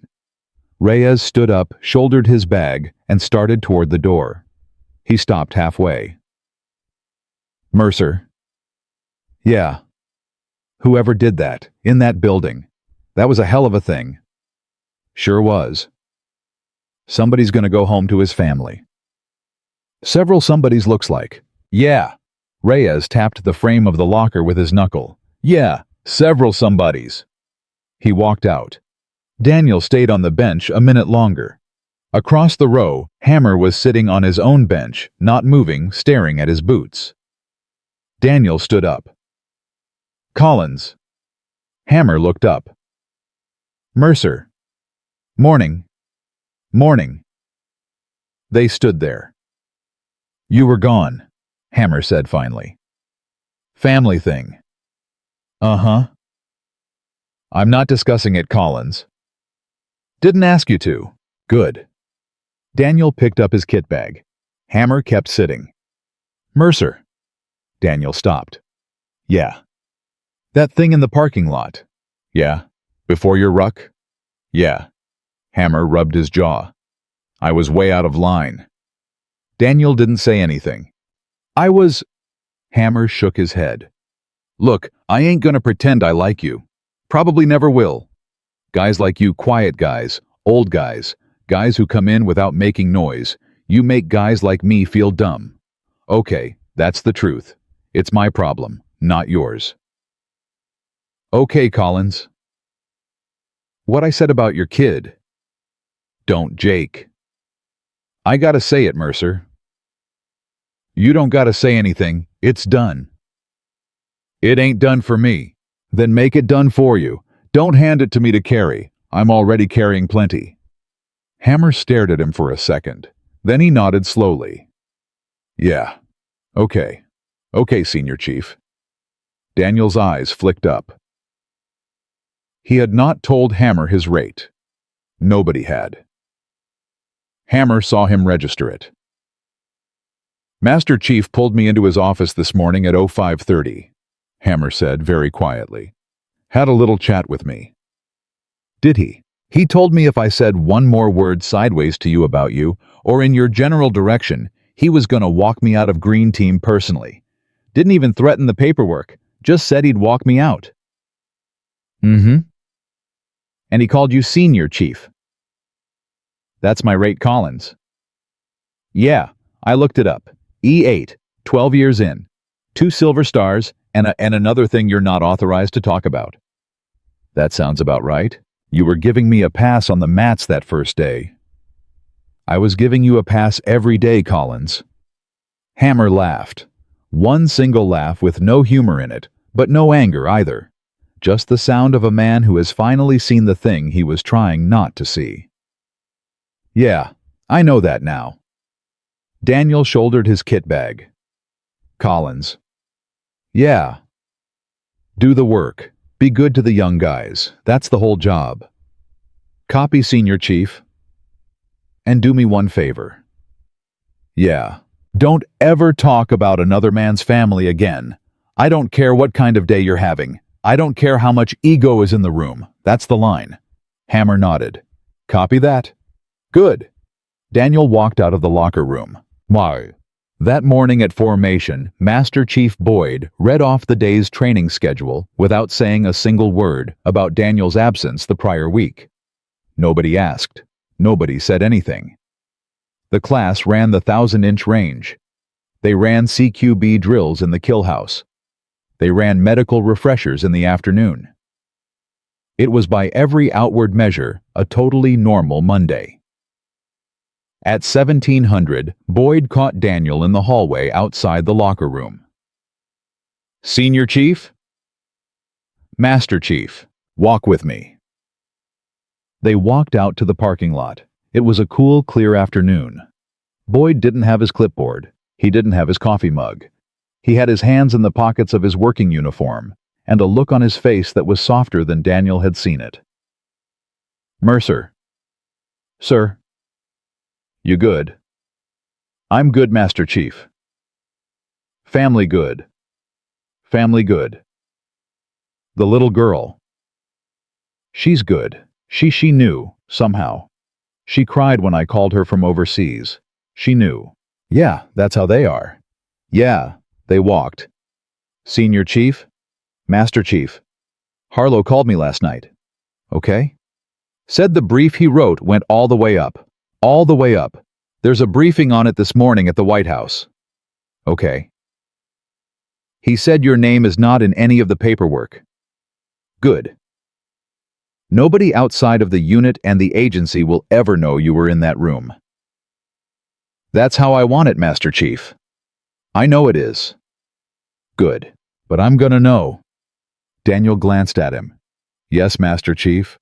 And Romero's gonna know. And Dalton's gonna know. And the gunny's gonna know, because I told them. And you can be mad about that if you want. But when you roll on the mat with Romero next week, I want him to roll with you knowing who he's rolling with. Because that's the respect you earned. And I'm not in the business of letting men like you walk through life invisible. Daniel didn't answer for a second. I appreciate that, Master Chief. You should? I do. Good. They got to Daniel's truck. Boyd leaned against the fender. Daniel opened his door and tossed his kit bag into the back seat. Master Chief? Yeah, son. I'm going to ask you something. Go. Do I finish this course? Boyd looked at him sideways. You don't want to. I want to. I want to very much. But Master Chief, every morning I'm leaving a 6-year-old girl, And every night I'm coming home after she's already eaten dinner, and she just lost a week of not knowing where her daddy was. And I don't want to spend 6 more weeks doing green team and then go straight into a squadron workup and then deploy. So you're thinking of ringing the bell? I'm thinking about it. Mercer. Master Chief, can I ask you a question back? Of course. What does Sarah say?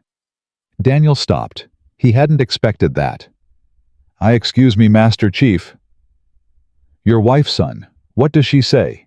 In your head, when you ask her. Daniel closed his eyes for a second. Take your time. She says, he swallowed. She says, don't you become half a man because I'm gone. Okay. But she also says she said once right before she got sick, she said, Danny, when Emma's little, you're gonna have to choose. You don't get to be her hero and the Navy's hero at the same time, and you're gonna have to choose. And what did you say? I said I'd choose her. Emma. Every time. And then Sarah got sick and died, and I lost track of the choice. Boyd was quiet for a long time. Senior Chief Mercer. Sir, I have known a lot of operators in my life. Yes, Master Chief. Moi. And in my experience, the men who last the longest in this job, the men who come home with their marriages and their minds intact, are the men who know where the line is. Some guys the line is 20 years, some guys the line is 30. Some guys the line was last Tuesday, and they just haven't said it out loud yet. The trick is, you gotta be honest about where your line is. Because if you push past it, you don't just lose yourself. You lose everything that was waiting for you on the other side. Yes, Master Chief. Now, I don't know where your line is. That's not my job. But I'll tell you this. A man who just pulled off what you pulled off last week does not have to prove anything to anyone in Green Team. Not to me, not to Romero, not to Collins, not to himself. You've already done the thing this course is trying to qualify you to do. If you stay, because you want to, not because you have to. You hear me? I hear you. Think about it. Go home, eat pancakes with your daughter, and whatever you decide, I'll sign the paperwork myself, with a smile. Thank you, Master Chief. Go home, Mercer. Yes, Master Chief.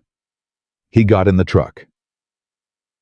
Boyd tapped the hood twice with the flat of his hand, the way a grandfather does. Daniel drove home. He didn't tell his mother about the conversation that night.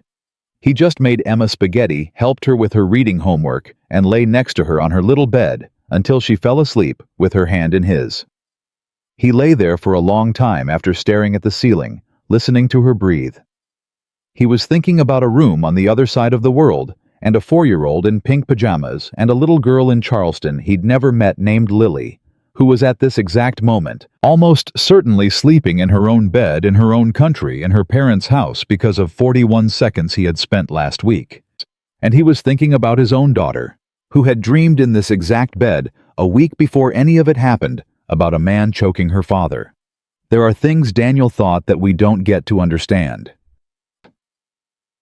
2 weeks later, he walked into Master Chief Boyd's office at 0700 with a folded letter in his hand. He laid the letter on Boyd's desk. Boyd read it without changing expression. Then he stood up, shook Daniel's hand, and signed the bottom of it with a Navy-issue pen. Senior Chief. Master Chief. You are a good operator. Thank you, Master Chief. You are a better father. Yes, Master Chief. I'm proud of you, son. Thank you, Master Chief. Go home. He went home. He finished out his 20 at a shore billet at Little Creek. He coached Emma's soccer team. He went to every parent-teacher conference. He built her a reading nook in the corner of her bedroom out of plywood and paint and 2 strings of little white lights. He never missed a birthday. He never missed a Christmas. He never missed a school play, even the one where she was cast as tree number 3 and had exactly 1 line.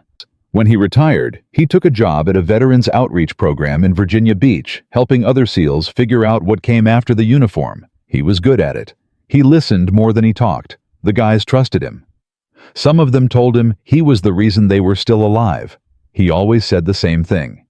"You're the reason you're still alive. I just showed up." He never told Emma any of what had happened in that building overseas. He never told her about the little girl in the pink pajamas. He never told her about Lily. Harlow kept his word. The envelope never had to be delivered. The letter stayed shredded in a staging base 6,000 miles away. Jake Hammer Collins graduated Green Team in the top third of his class. He deployed twice. On his second deployment, he was the assault team leader on a hostage rescue in a country he also cannot name, and the element above him, the man through the ceiling, pulled off the breach clean. When he got home from that deployment, he drove from Virginia Beach to a quiet house in a quiet neighborhood one Saturday morning and rang the doorbell. Daniel answered in a t-shirt and jeans with syrup on his wrist from making Emma breakfast. Hammer stood on the porch for a second. "Senior Chief?" "Hammer. I did a thing last month. Heard about it. Clean op." "Yeah, clean op." "Good job, Jake. I wanted you to know. I was the guy going up the stairs, and some other guy was the guy through the ceiling. And I was thinking about you the whole way up. I was thinking, so this is what it felt like for him." "Mm-hmm.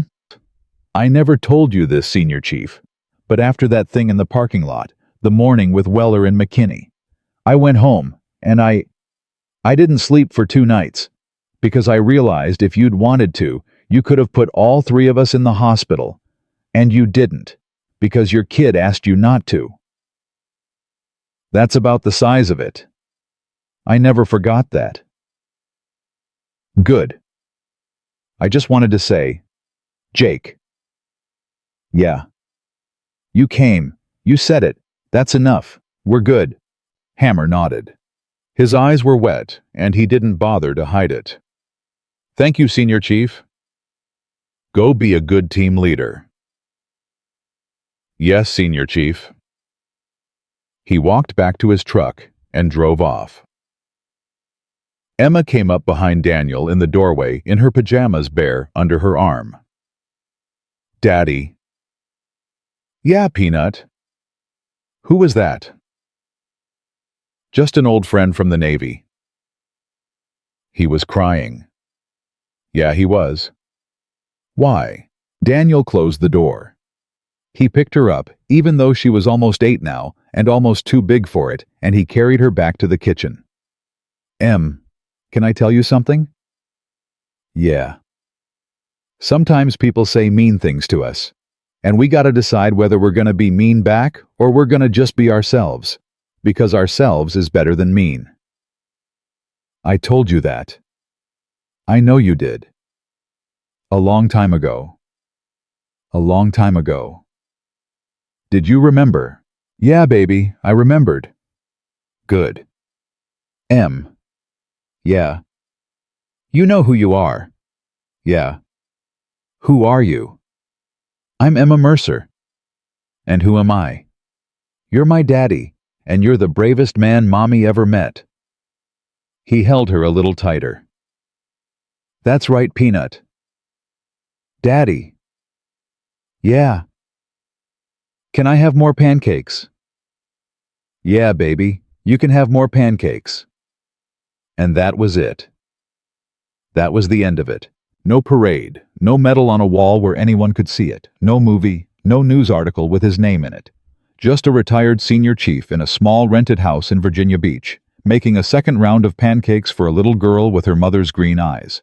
While somewhere on the other side of the world, another little girl with white bunnies on her pajamas slept safe in her own bed and would grow up and go to college and get married and have children of her own, and never ever, in her entire life, know the name of the man who had come through her ceiling at 3 o'clock in the morning and given her back her whole family in 41 seconds. Daniel Mercer did not need her to know.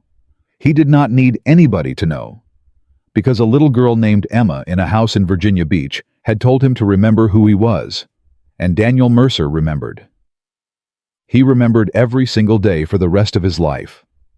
And that was all the reward a man like that ever needed.